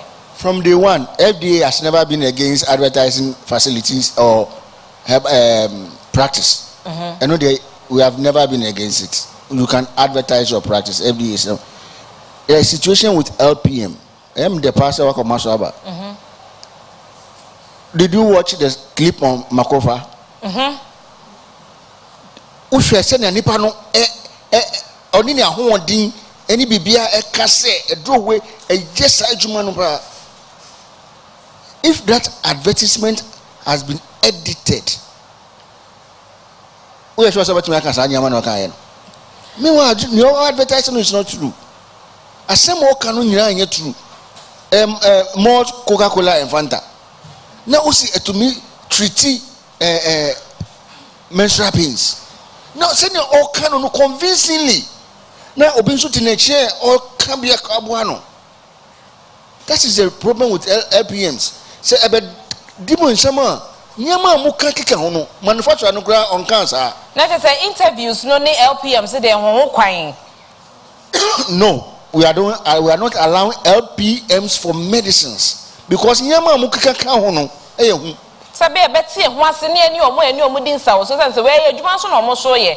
Eti onua no so ba wo ye adwuma wo hia so mfaso enti won so interview no wo hia so won so bobo na ade ne ho daroma ne nya so ba 70 ase we ye asema ewom memfa bi nka ho enti script no ya approve ama wo no e ba ne wo script no a wo kan ye no manufacturer no kan say edro no eye ABC and D a FDA a evaluate agi atomo no eno na ese kan ho asem na enye se wo de bi be kan ho presenters no mujiji hu pa mujiji asem no hu pa no mo say nsem ennim mpo manufacturer no at times ubisa won say me kwa man kan sa o oh yes me this script no man kwa man kan sa kan ho Dr. Edu eba no sa pa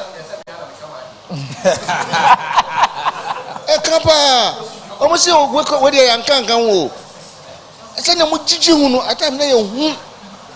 Until I see LPM for drugs there because drugs so ko num na num ne ye nsunsun so e wo so no and minia emboa obia because we call literature we are now you catch out the side effects, the number of people are ill because of side effects of drugs, not that from their diseases or from the side effects of drugs. No, it is obi marketing a draw no or you know such a way that a bay nanda ka cry more be no nipa no adwane akoto a draw no na ya na ye internet see LPM for drugs there into your boss because media houses presenters so na mujiji ho no and on the hammer yes abana mame mbisa no way enche na FDA edi secular eba ambonten say media houses eni say omoye LPMs ni ade no now me pese me bisa say ebra secular ne ba no was it applicable to media houses nyina and I say it was selected media houses and secular ne ba no how periodic and ma check other media houses with regard to Wamakasa communication on the bar mountain? Yes, LPMs applicable to all media houses. We did not list any media houses. We shouldn't do LPM. Both radio and TV, LPMs for medicines are banned. Medicines and alcohol are not allowed.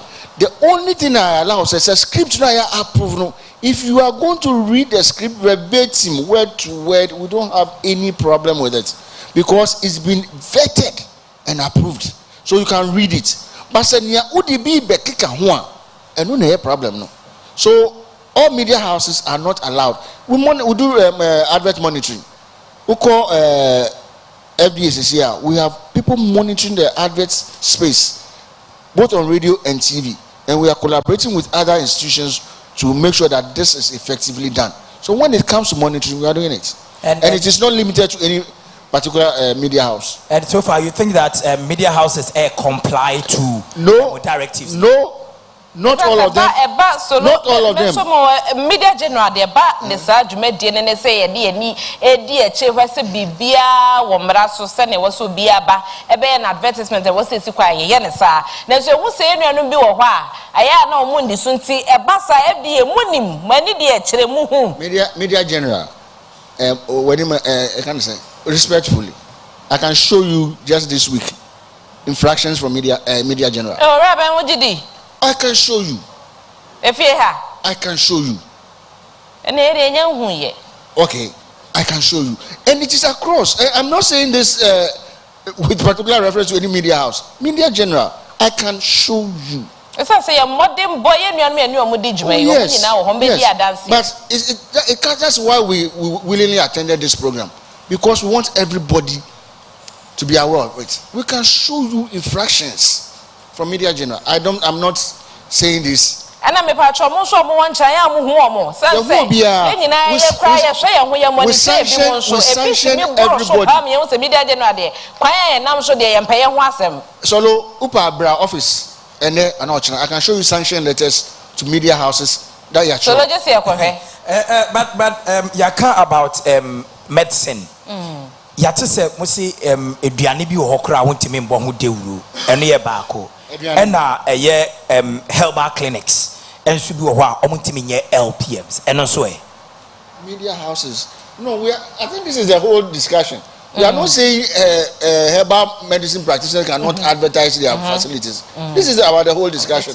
We say they can. Practicing solo. You can advertise your practice. This is all about the whole discussion. But we are saying that when it comes to certain diseases and when it comes to products, please revert to FDA for approval. But when it comes to advertising your practice, that is the whole discussion we are having today. You can do that. Okay, yeah, that's Mike Nema Kovi. Kovi was in Bisebi Pia, Nuntin, was Simu Pampa, Fisunyane Ton, Nasolema Kovi and Casansa, Na Asana or Koji Ebi Drabem. Why?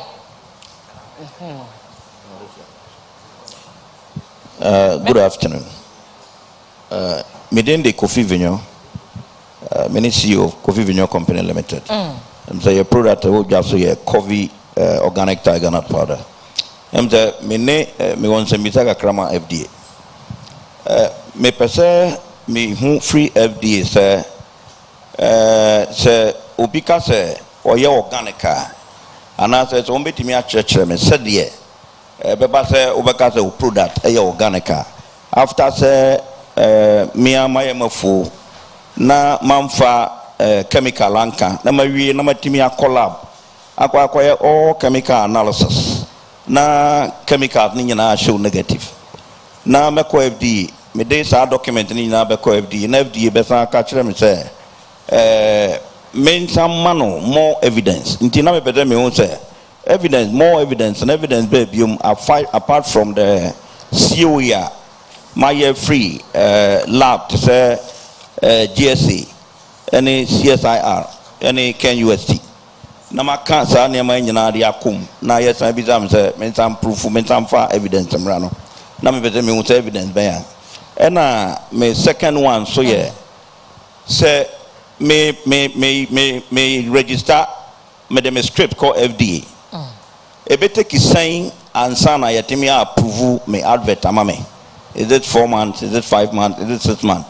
na say import bibi wo ho a eni kwanta FDA tro me say ebia bibi say ni ntina yentimi nye wadwuma ma wo ana e wo say gya me to sa na ebia me nso me product no me register no ebia me expiry date no 6 months and 1 year na ta product kroya me de call ye no adi 4 months e wo FDA yenya improve me script ma me say metimi akwakoton me niam o TV so ne na tefo eno so me betanka FDA etimi e kire me kakra asana FDA mpanyifo be ya no pa chofa Mike the man be ya no ma meka was say media ye die chance media to so and it's a working together to promote and not to inhibit our heritage ntinkabo mudwumade na emum se be fa kwan paso na yentimi toto amamre ene amane asekwa ma meka was say ne den hyiamu ye yade a COVID company limited aso ya somo ene the COVID organic tiger nut powder aba eno ena ultimate nso share yes so the breakfast we are bremu anwumrebremu betimi omo numbers no 0200772277 and that's 05584000265 ebi also rade kasapeya camp eka ho bi waso yasene ehwo so the Herbal Center pa ena omudwuma de bibidodo onjuma bia Dr. Sharp nso ena chese woni nipa wo yekofa bai e free chese droda kopem kwasia do mudu onjuma na kwasia da ene memene ne de na chese anopa no motwe kopem anwumre nonum na dwumadie ne ye de akogu betimi afro mo e 05055419996 and that's 0266141469 Dr. Sharp do bia nim so boni dia ne age so say the demon chase happening so mne ya no my okay me da say me starting from adverts me ba chawai adverts approvals it takes not more than 2 weeks. We have adverts meeting every week and our fast track advert approval which takes not more than 3 days. Nti me hu ni advert or say 4 months. Ebe hu pass advert 4 months or every it doesn't take more than 1 week to approve an advert. If there's a problem, either we take a phone and call you or we write to you immediately. So, advert approval doesn't take more than 2 weeks. So say our advert for 4 weeks, 4 months and patch a year, I would deal with it immediately. Number 2, okay, organic. So I call GSA, we call food research, my analysis, every year here more evidence. What more evidence do you need? Me and fortune so that we all appreciate it. Say, would you call DVLA? For DVLA to give you a license for that car, be a brake, clutch, light, BBR. Say on your own, with the car no call mechanic, no show brake, no show light. Now the side result no command DVLA. If I say DVLA, on beside say for other when you come bra, or baby sao. Into what could GSA akoye? Ubisa FBA. What the specifications are for organic. Organic is defined. Natural is defined. GMO is defined. Into uko test uko FDA ko G specifications na uko ana one uko GSA uko test B uko food research uko test B udiba what the specification is demanding. So definitely FDA will say we need more analysis. So go to FDA, get the full specifications. Now they call GSE and now they call food researcher. No more the whole analysis normal. But how call your parts now the bar? Definitely FDA will tell you to go and bring the other specifications. Okay. Yegusua yajiji matwetwe ene mu questions. Okay, a minute. Me de ko na FDA ka say we here at more evidence. Say on betra ma me. Omo din kan tro ma me. Me tro e koma omo say me product no e non GMO. Eti me ye no me explanation nyina na me de ko ye no mo tro ma me say me nkoye this and this and this analysis na me famra. Me ye ni nyina de koy. Currently, say we call omo website Womo and register me product no womo website organic. But FDA say bisame say me substantiate organic cannot with more evidence. Etina mintimi hu say document na me de kan no say ankwan ko duro ana because it's like the first time when I me register me COVID tiger nut no. Na your contract na menya o Germany. Etema me ye EU organic certificate. Seriously, it took me 7 months. Media treat anti Ebro register me product no mamma no. Omu organic in free mo. I have all the document here.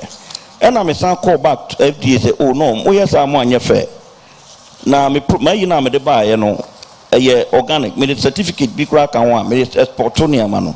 And on we as a debut, we to me van can a certificate na expire. And I make at wrong said during the time we more register product no crano. Omoma me registration no na ka 3 months and sana me certificate na expire. Timi the certificate no omo registration document no e kan ho de come but they didn't give me. It is because of that I lost that contract. Okay. Enti ya koso struggle from all that baba pem sabri. Now the last time I me call omo te me sanko na me konko register me konko your certificate ni bi na am say da bi. Ya Ghana enti ya wo say omo ma me institutions I work Ghana ha omutimi certify organic product. I will do it like that. But omuka dem say me sanko EU na me konko EU certificate in family amenye. So that is what we are. Enti analysis BIFDS we have done it. And I have all my files here. So mo permit me from A to Z. Everything is there. But still, I mean to me, hunti, I don't know mama yikakran, a bit yikakrano. Okay. And yet be a protest and me a farmer, me an award-winning farmer. I'm winning two national awards on organic farming. 80 say me butter me organic at least I want to omonye nhwemu kakra mfa ye ho ana say omomaji in product ni bi nkoy analysis ni bi na ye even say interest kakra we are ready to pay. Inti mesre FDA say omomwa isa. I think that is the purpose of this dialogue. I said, baby, I sing to Obiano, Yenrebeka boom, na fe yesi, yes, I sing to no. Said the Baya, Obiane, you may be away, Biano, and so Abam for so am I Yenina, Ye Media House, on yet the Ebuduru. We are an advertising institution. We educate, we inform, and we entertain. This is the platform I Yebetima Kabuma, Yebetimi, actually promoting them. And for questions, Abena, Kofu, and someone Kofu, no, okay, yeah. Honestly, Onua TV, Onua 95.1 FM, Yedemu Elho, Ebi also Facebook, Onua TV, Yedemu Elho, nti wo hwe wo kasa fidie so, na wo tie nso e fidie so, na chese ne nkomo twetwe ya yese, yebese ye che ho ase bibidro mu, ho dawubo, ho hyehye ye wo se yetimi di gu apaso na no ne ni panyufo a wotimi ka bi ewo ma won so hyehye ye na ya na wodi mu tintiman twetwe ho nkomo efa ho. Nti me ba cho ma wasem bisa no enko. That's a PA. Within the Dr. Jacob Ishen Jr. Ishen Nano Juice is my product. Bacho, me wo enye ma mienso bi dedi kan. So we share your process now. One, what do product in a call research institution? Or we are now the reporting about FDA. From FDA, no more approval certificate. Good. Most of the current herbal medicines, is backed by modern research. I am speaking as a public health research implementation consultant. Most of the research, your research dissemination. At the corner, Nipano, wire research, we call all the big institutions, PMC, all the American institutions, and we download the research. And so download the research now. Research dissemination. Is it advertising or not advertising? Two, There will be a friend of public health education. Public health education on specific herbs. That one, is it advertising or not? 3, your public health practice and promotion. A course I know public health, master's level. You decode research and then you present the research in posters and that's about public health education. And so nipani could decode the research, you know. Now or the year public health, public practice and promotion. FDA, is it advertising or not advertising? Is that okay? Good. Moyane sana. 2, decoding of research into public health promotion and education. What is the position of FDA on that? Because according to academia, no baby, over practice now a lot of frustration and definition. So give us your definition. The academic side and so definition or middle grounds. Because at times, who frustrate the people from academia now or my back your friends into the practical plant medicine, herbal medicine. That is the problem. The problem. To clarify. Thank you. Afofo betimi so ebisa won asem pa cho betimi asoma Dr. Ben betimi asomra Ben no wetimi yinsem na no amayo ne TV onua 95.1 FM ne den komo twetwe yi ehhehye so ewo yese we nyina ye nkabom dwumade se be ye beboa ama ye nyina ye se bibidro hu dawubo ne yetimi afa kwan paso wose ye na mum sa amamre ne amane ye ntoto ase de behwe ne de hu dwe no ene echi asem e de ato komo twetwe so Raben manen ko I admire the strength and the passion behind what he's saying. Public education is not advertisement. If you are doing pure public education,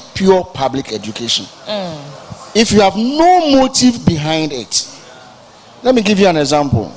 You take a paper front page, Kenke causes cancer. Who are you helping? Obi research, awayo. Now but Kenke causes cancer. Who are you helping? Scaring people. You know the number of people who eat Kenke a day? Do you know the number of people who have ate Kenke from their childhood till now and they've not had cancer? Pure public education without any economic motive is not advertisement.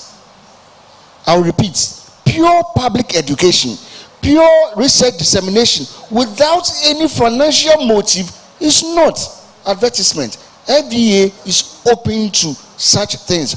Currently, we have a department in FDA that deals with research. We are collaborating with the universities to disseminate research findings to the benefit of the people of this country. If herb plants be now why you research and you are disseminating that research finding without linking it to somebody's product. Pure public education. FDA will support you, will support that, will endorse that. But if you are doing that because somebody has registered a product and is paying you to do that, then of course you are not being fair to the consuming public. Okay. I can say this for now. Okay. Yeah, that's it. I know Mr. Benny, one legal practitioner with FDA, one on more corporate affairs, and chronobano. More Sembisa. Okay, you're near Bakoya. Jonathan, Midi Eddie Emmanuel Menya, popularly known as Dr. Hate Me Not. Medium Bisa Bibikakra, medium Bisa say. As a mere practitioner is Matisse and just me call TV show and as information center and a radio show. Meka se Messiah de Osimusi and a Yari Osimusi. Menka se oh Brahmi home Messiah de. Then I made me say ABR me Onua TV na me ya advert. Me wan kan ha nimpa no otakra de. Na mabeka so me practitioner Messiah de bebre. As my dream say, Nimpan Befaka free will be do me. No banos you cocoa na made by enemies you mean say cocoa. No, I return your say aquana. Me pacho na media ba come service and say as a media a spiritual and herbal center as a spiritualist in so equipment na me fa so enye me advert ono so make to me aka say bi abo bia oba metumi ayama anasa no so me ka say all spiritual works na metumi asa. That's the musical she am pese bimbisa.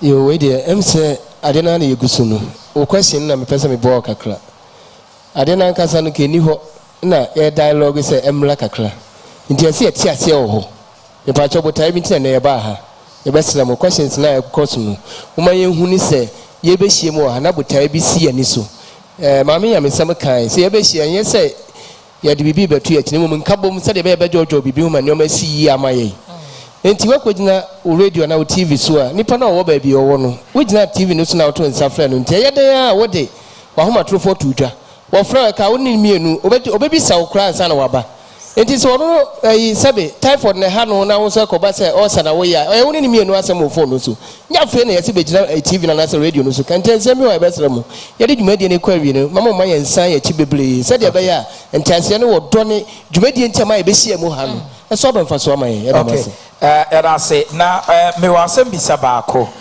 yenim se FDA usually advert and I say advert I am approve me ba mbonten no I am the shame catch from say edru no ofa na endu na mienu ana miense chi we hu improvement bi a otumi call na consult with doctor e mo hwe adena mutimi nye sa with herbal medicine. Dr. Ben Beshom na wetimi yisa asem na no ha Dr. Ben be say Onua nkasa wa be de na tse panyi wa je ne pa bo ahye. It is for all medicines. All medicines we are uba e ka tell say 2-3 days unya wayaresa go back. It's for all medical products. Inti for orthodox medicines and herbal medicines are included because who started at times herbal medicines your problem men can say problem you want to say e bia obeka say unum for 2 weeks inti no so we limiting nipa no to 2-3 days obeka tell say entumenya effects no on air no because e be obeka tell say unum for 1 month inti so start unum 2-3 days when I see say when who hwia let us say now you are not helping the people what you must say inti untum say 2-3 days but for orthodox medicine e bia it's just for 5 days. In so 2-3 days now you are not seeing improvement. I catch yourself on doctor. I'm saying but for herbal medicine now be also for 1 month. Now for 2-3 days repair. And no zero was anybody. So I'm saying my entire and a spiritual one or kind FDA we don't deal with spiritual matters. We don't have priests and spiritualists there. So we don't deal with spiritual matters. We deal with science and physical. Yeah, that's it. That's a handy. Solo, and somebody be or na say beja kasamuna ma enu anu adodo na wo onchemu wo ho no ye fa emomo but make I say we ya no baba ejumedi e de ehhehye so enti trasem working together to promote and not to inhibit our heritage in kabomu ene didi djuma say the doctor edu etikan ye na say e baba betwe na say na ntiasemu na afani nyina obi abete ne ho aso bi ehu kwa obefa so bedi ne djuma enya mo asumdwe de wo ye business enya so fa so de no so ehwe ede nhehye ye gu akwan so no ono so de gu akwan so na so wadi so na abado no so ye ne hwehwemu wono so ye hwehwemu na ntiase ni nyina esisi so ba menka wo say e ade achese wona so yase e Dr. Sharp ha wona akopia wo che so betimi aboa ahwew e wo apomodin efamu na ukopiem e wo chese primo kaswa new marketer ADB bank na chiwa no wo side biada wo ye adwuma fi kwasiada ekopem ne da anopa no wo twe ekopem enwume nonum numbers no 05055419996 and I say 0266141469 sanso ena kobi fonso asoye na snail mo ena de organic tiger nut powder aba wo kire se won fa ne man keka ho bia nkogu mu a mekwa akofo how abel na emom wutimi di nsonyunu ye nsohye ye wutimi kra de ye smoothies se wo pese wonya nkire mu e bia se ne obesi abetimi enye bia ton ene ndwumadi bia betimi afre number 0200772777 and I say 05584000265 enche bia na che se ye de dwumade ne ba begu esan se ye mre na ye bia ya fa bi kura aka ho enti ye nuanom mo peso mbusa nsem no yentimi emomo enye bibia kakra no bi entimi nya na asem bisa na mpanyufo so entimi enyi ano yo ni da say emi say ensem na ya ka no no kura nyame na nim ye betumi aka say e de ahotoye abapa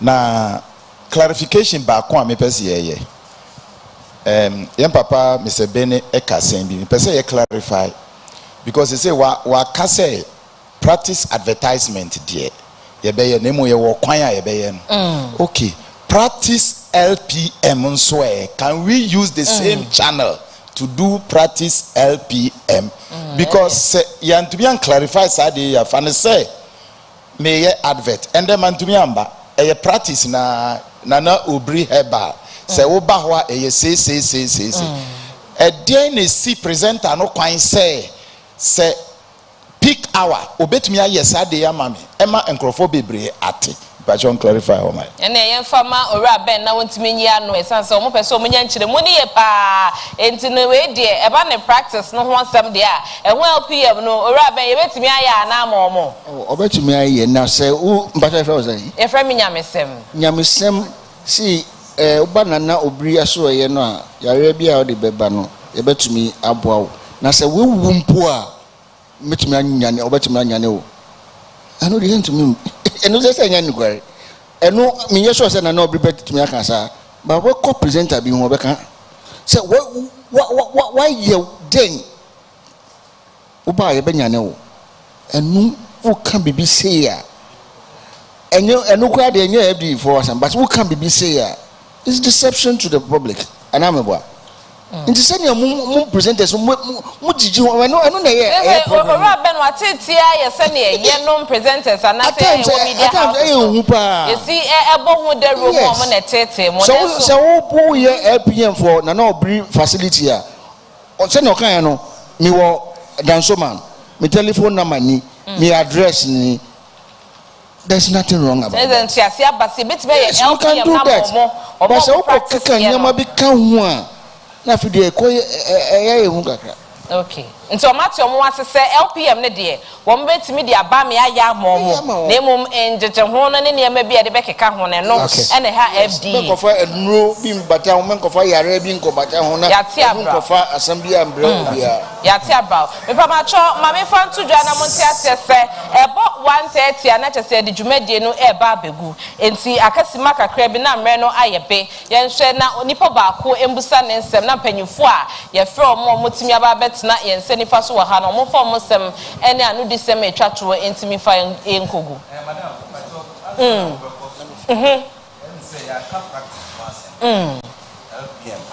LPM advert na eye practice enti ansa na nso ono nso ode sa advert ana sa LPM no beba media house e fa practice ho no e was say fa traditional medicine practice council if say yensu na ye regulatory practice TMPs nso wa so de so be say wonuanom ti ase se FDA ma ho akwanya ye so fiti ye ano na won so wasim pampa ko media houses so na emum TMPs nso wa na so de a e wo se wotimi edi ne dwuma e wo ho enti ye ma ho akwanya se wo bia be so busa asem ne busa wa asem na emum ye pa cho menche se be ya onua bi nso betimi busa na asem ye da ase me pa cho me mas ba cho manenko Depacho masema meka. So peja ni mu mic kakra na peso mic na so waso a.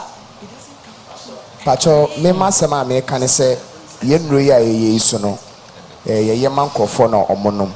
Mo ye mankofo a. Ye mankofo na moto enom. Ese e wo se discussion ya ye omso nya impact bi na omti niam bi ase wo de ye no.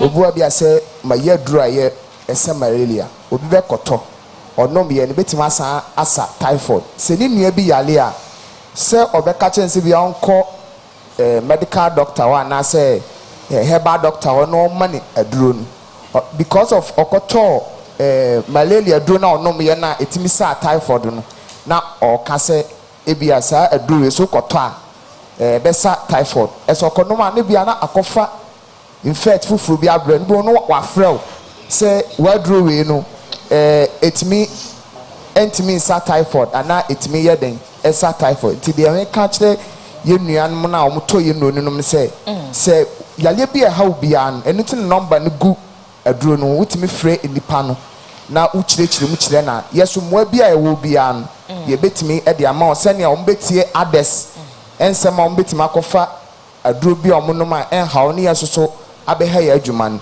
ti de meka kyerɛ ɔmo hwɛ ne sɛ bibia yale bia na ɔyale bia no ɔnku obi a ɔyɛ herbal practitioner bia no mmoa bi a wɔ bia nso no obetimi e de ama no medamase Tachama so de nko. Okay, entina Dr. Benny Kasano about research information obianya or link it to a product. Me na me suse ebia my research findings about neem tree. And me who said this specific product and so no only neem tree and no the other product. Until when I mentioned this product in my dissemination and I say me nhwehwemu amaye no me kyerɛ sɛ a drawway particular drawway etumi sasa yare na na sɛ maye nhwehwemu hu sɛ nduawei eboa esa bibise a ɛno so no maye bɔne ana njemu ema owura bene wa bede no wa bampabo nyina ye gya show owura William said Jennifer wa de hye me dey say send your kind no or my example of a product. Eventually, now you are advertising that product. What examples are my mama say? Obi I any product. Now obi akoto bi where you so is worked well for the person.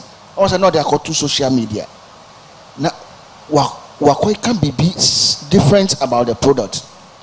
Then you go back to the manufacturer. This is what we found on social media. Are you getting the link? Or see, nipa no the two I mean, be automi drone be no use and a man until now they go to social media. The negative thing he said about it that FDA is taking you on or saying you on. The same thing that we research why we research. Talking about neem tree, talk about neem tree. Leave the product to the product manufacturer no so or no advertising the product now we referencing research no mo I can say research we support to media no I don't know whether you get it. That's yo Mr. Medindi Janfo Mohammed hello Medindi Janfo Mohammed Wajul my company didn't God is my witness me yadu mpemo adwuma me ntondro obi mentimi nton madro ma obi na ebo a ayami ayu na so we practice it. Yes ntino bibi say mentimi nkoye Albert Babi say me yawo me ho kwan se mpese me sira me bi se mpanyufo say me ho kwan se mba timi aya sambod obi ba mo ho na ho direction ana masam no nti ye jemu ama mpatro ne fa wode no so ewie sanse ye mre na ye be wode wie a na mpanyifo asom FDA owura benji esomu etimi yi ano a ne ama mpanyifo so akwanya na wano de seme twa to no matimi e de akogu amaye nti ba cho we de ndem se ebe ya desrede ade ba ko amehu fa bibidro ho medin de Paul Chumesi my company name Wealth Herbal bibidro no de me hu no say dubna ba ko at times ebetimi handle ne ma ba miensa ufa eduobi anasa haban bia se wo hwe enzymes a uyi enioma ewumu e de akwakoye adwuma na etumi tackle enioma ba miensa but aduro ba ko na oka nti sa enioma we ebia waka different things be say 4 ana 5 ana abom se oka sa enioma 4 5 no ebomu a ubun se ye adwuma ba ko pede nanso se ekomu a ekoni pedua ma na se ko kani pedua na betuma ye adwuma difference be se miensa na se enan enti se eba advert na aspect no se de ye keka ne se na eho me madesrede we de eye adesrede ye frame constitution na se system no na ebia Herbal for ni no ho na no biri e kan sa asem no but say you come back to 1992 constitution ye Ghana constitution na bra omo be constitution no MP for pull out nti a particular group be na ye constitution no but sisi awon say nioma bebre wo mu a ye prese nipa bi prese nsesan betumi aye dey abem ti me ma de srede no say yes me ma de srede no say ye pra ye koi FDA no so ebehwe say obetumi aye nsesan bi anase nioma bi a no so betumi aboama practitioners no so yetumi agina yie da se njemu ema owura bene na onfa nkogu efa asembisa no fa signboard no ene adesrede no so efa emra no ho mamenka wo say we eye national dialogue on herbal and traditional medicine advertising it is in esi fa ye nro yi ho ye bo ho deru hahamba ne nubna ne edi ye adwa ne ebi oso no wo mo so du onim de ehwe manipa pomode ne so mo de enkanetete kwa ye fa so ede sa kwan no ede nubna ene hahama esa yade ne ne mo na ehia ene etwetwe koma mpanyufo atwetwe ro mo nyina efriche senuma ko ahodo a kabom ema wo mo so timi di djuma ma wona wo de bibiduro edi wo djuma etimi bo ho deru na wo toto ano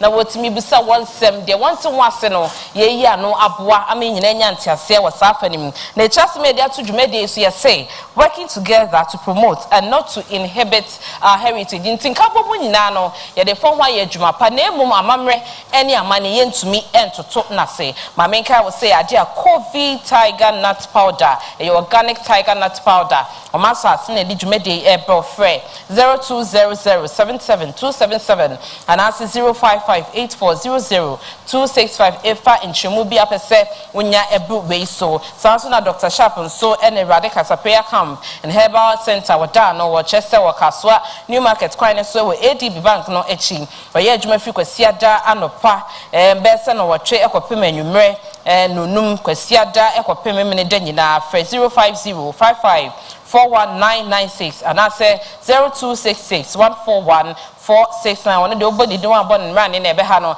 nti Dr. Sharp bo no I just say the demon chaser Raben e patro so me ne fa ko okay me sacrifice signboard no asema kan em say no so ye ade aya kan wan asema free 11 o'clock e be si this time say practice no more bla for the third or train nti obey sa signboard no but ko hunu mo bla for the third on trail say na obey no a TMPC ebe ji atum kama but wo ye signboard na wo di yare bi ko tuso a mpacho to boase na se na yaka na ene no yen tu e boase kaka se na be yen ya bi u ka che so mbra wa so ye with your problem so ba ana se na nana obrika ana meseduka en wo telephone number wa obefre wo na ka che se u ba we ne metumi aye aboa na we de mentumi ye na nkita ho no akoso wo akire ho na bibia akoso ye the second one now can say adesrede no as for say ban say a review law no something that we have already started until all stakeholders will be involved na review no akoso se na be ya bibia be koso ye na mami fa akwa won so nanka asambi ni okan no o se ufa a droba be a plant ba ko nyama be 1 2 3 or even more na yare ba ko pe na wo pese anka wo projecting that is what makes it dangerous. Herbal practitioners can say herbal natural, so there are no side effects. Misre obi a we herbal practitioner wa ha free ne ekoi men kan sa asem no biom say because natural no there are no side effects. Do you know the number of chemicals in one plant? Do you know what those chemicals are doing? Say obetumi aka say because natural there are no side effects. Mpacho my kan sa asem no biom because chemicals one plant in back positive among the bakuno yare a treat no the other one can negatively affect the person. So there are side effects for as long as there are chemicals you are putting into the body. It is a cancer has some pato because a natural anti there are no side effects. Please let's not repeat that thing in Pamucho. Solo sobe right ti yabeda mpenifo ase ene obia ne na dwenkyerɛ de ba yɛ nyina yasom yɛnim sɛ mpenifo etie a yɛbɛnya yɛto anama wo na yɛhwɛ sɛ yɛbɛtimi edi ho adwuma sɛdeɛ mpenifo ka yɛ no eba no advert na yɛnsi obia ho kwan nemom ɛwɔ sɛ ɛfa ne kwan mu sɛ wo kɔ TV so na wakɔ akɔtɔn wade a was say yeah approved LPM and now say advertisement from Food and Drugs Authority in from ho na wo kofa bebe ekeka ho a eno de watomra emra ne ubedi said yes say enti omu nsi obi akwan say mamambo wedwa ton de ho dewuru ne mom e was say efa embra kwan so said the Food and Drugs Authority ama ho kwan no na sene ye hyase at 11 o'clock ye di frase no penifo ahodo ye ton safra omo no nyamesem obehwehwe die nim na fe ya jobia ne nanu eseme twato krakra na fe ye pege mu na ye wi a ye nya wie ye won komo ne bebre na ye betwetwe we akire enti penifo no kasa wi a ye nyina ye besan ye didi nkomo e we akire nyame sabe pepe me da sene na Professor Samuel Atudanka na ye president Emma Ghana Federation of Traditional Medicine Practitioners Association in Germany na no December prophet to famain I'm say manager say you may dear say I had abaso you are not practitioners in na worried after the expose now I be to say yeah target traditional medicine as something very bad but and then in Shemuna actually say and yeah sana na econo but more advertisement no now say yeah now I want you to be very clear. So when it comes to practice we should go to TMPC. When it comes to a friend in medicine, yes, we should come to FDA. Emma, and you're very clear. So, okay, yeah, advert be will practice making sure so I call TMPC. Then, mum, so what you draw be a baby musu there, I'm making sure say FDA and that approval. It is FDA and Famaya. It's a message say to send your FDA when you focus. They won't say, Yenya and check FDA. So a crime person on first one the boa a baby draw. And now a draw ma a bow beyond Hobino. So I will say Traditional Medicine Practice Council must work.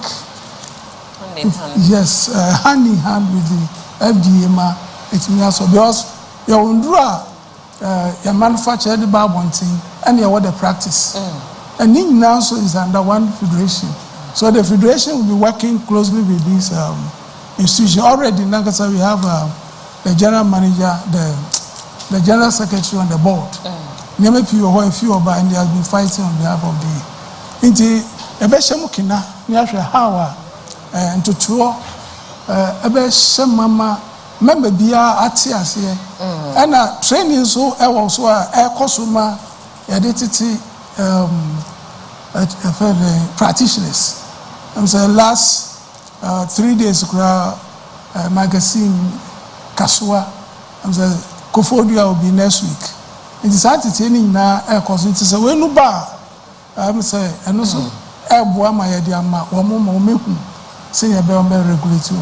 Yeah, that's the problem. Dr. Boama, Simaba, for no this so, we say anyone who said traditional medicine, especially herbal medicine, or windrew pa. Now, yeah, research institutions, science near the Babua, and promote practice. Now, I can say, Ubia Momodin practitioners, Ubia Momodin fa on age on Shemukana, on physical investment. Now, Mutinia science support to Omoyan. Research institution the doors, Obama and Pony to me and Gucho, Betty Aboa, KNUST or other institution or Betty Abo, and Yaman Pon kind of Betty Bibia. Nanti, what the barness and to make us all dear for Poha, not quiet.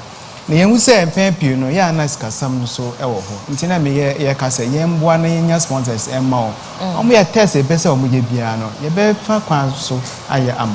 Now, dear Bakwa, you say, ha, during a clinic car trial.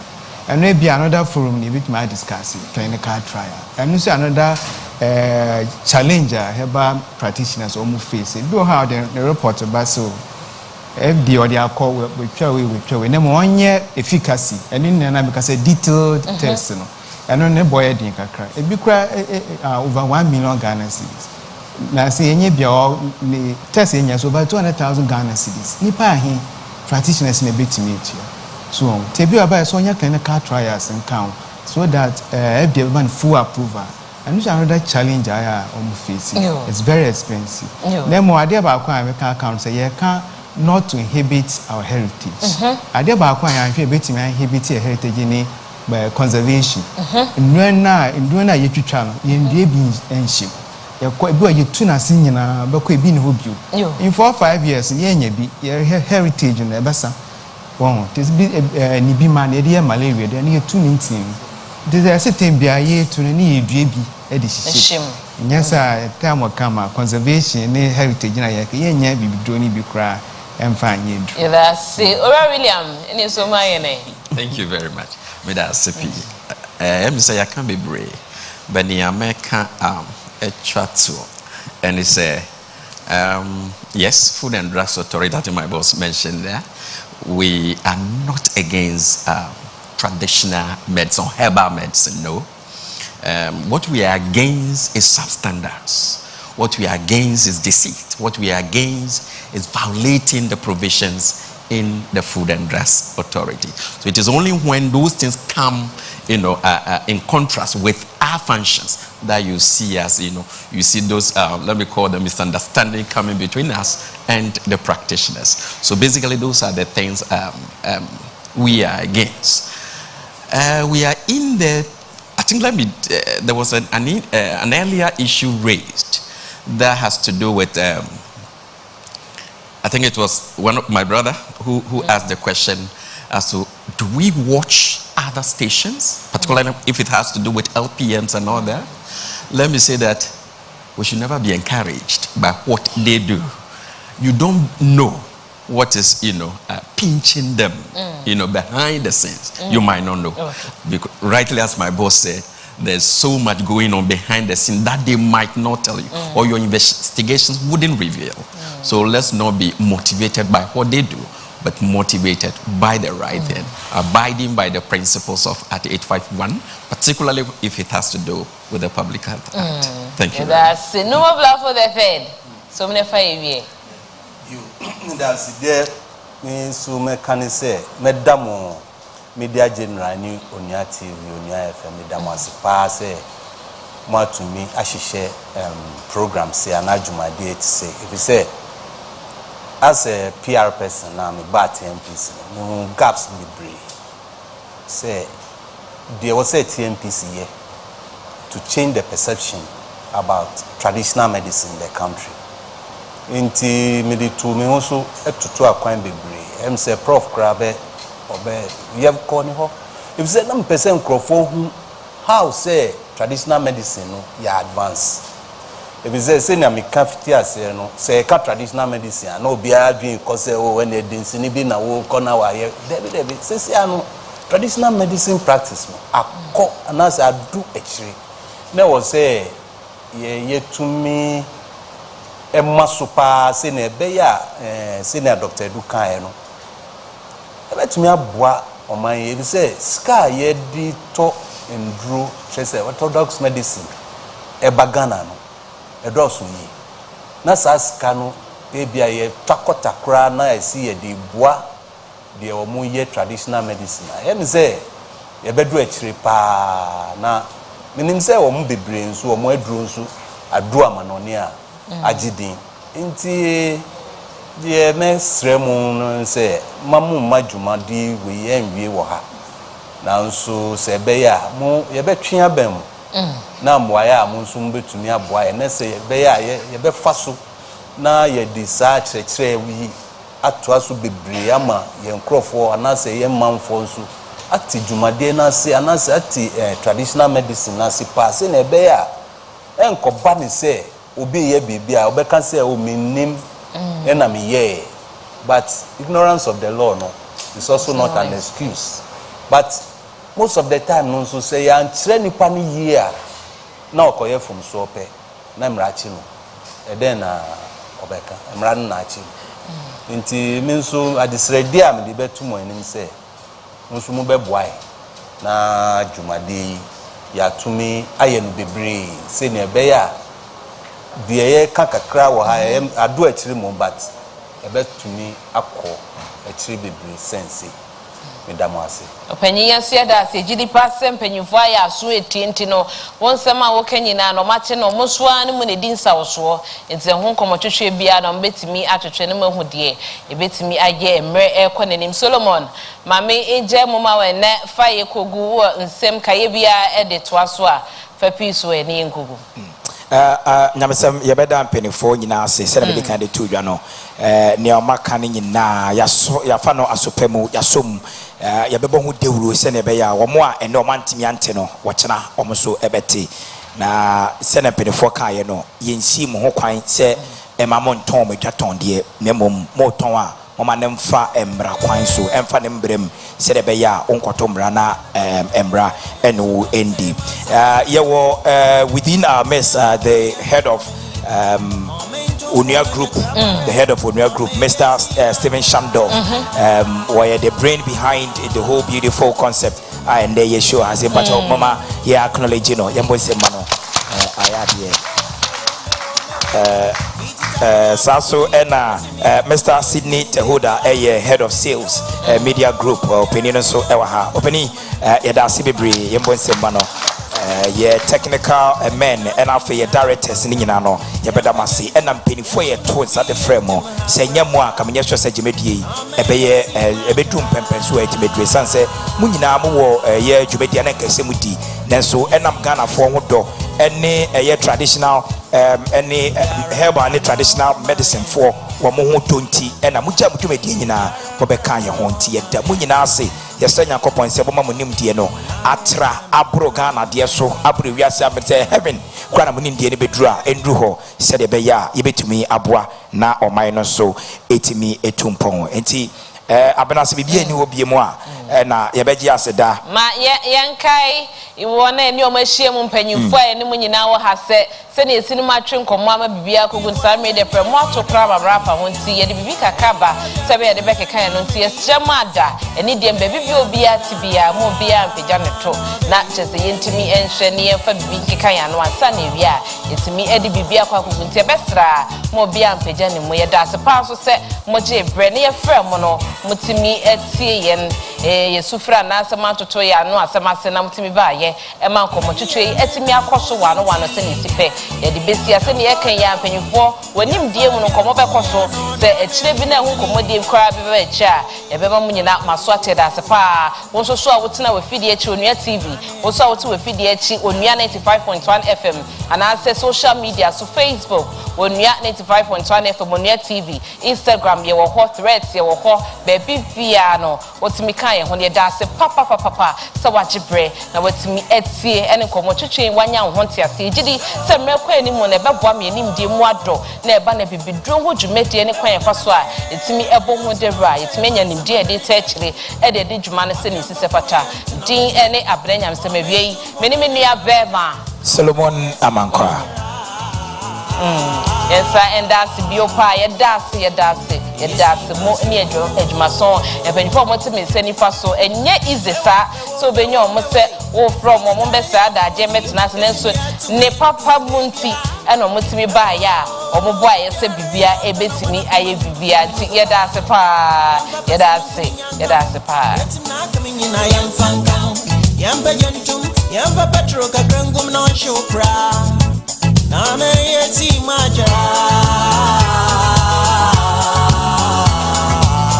Yesi majaro Obiarambra na wama yamfa Obiarambra na wama yamfa Nane nyame bwanyen yamfa Nane nyame bwanyen yamfodo Yamfa biaku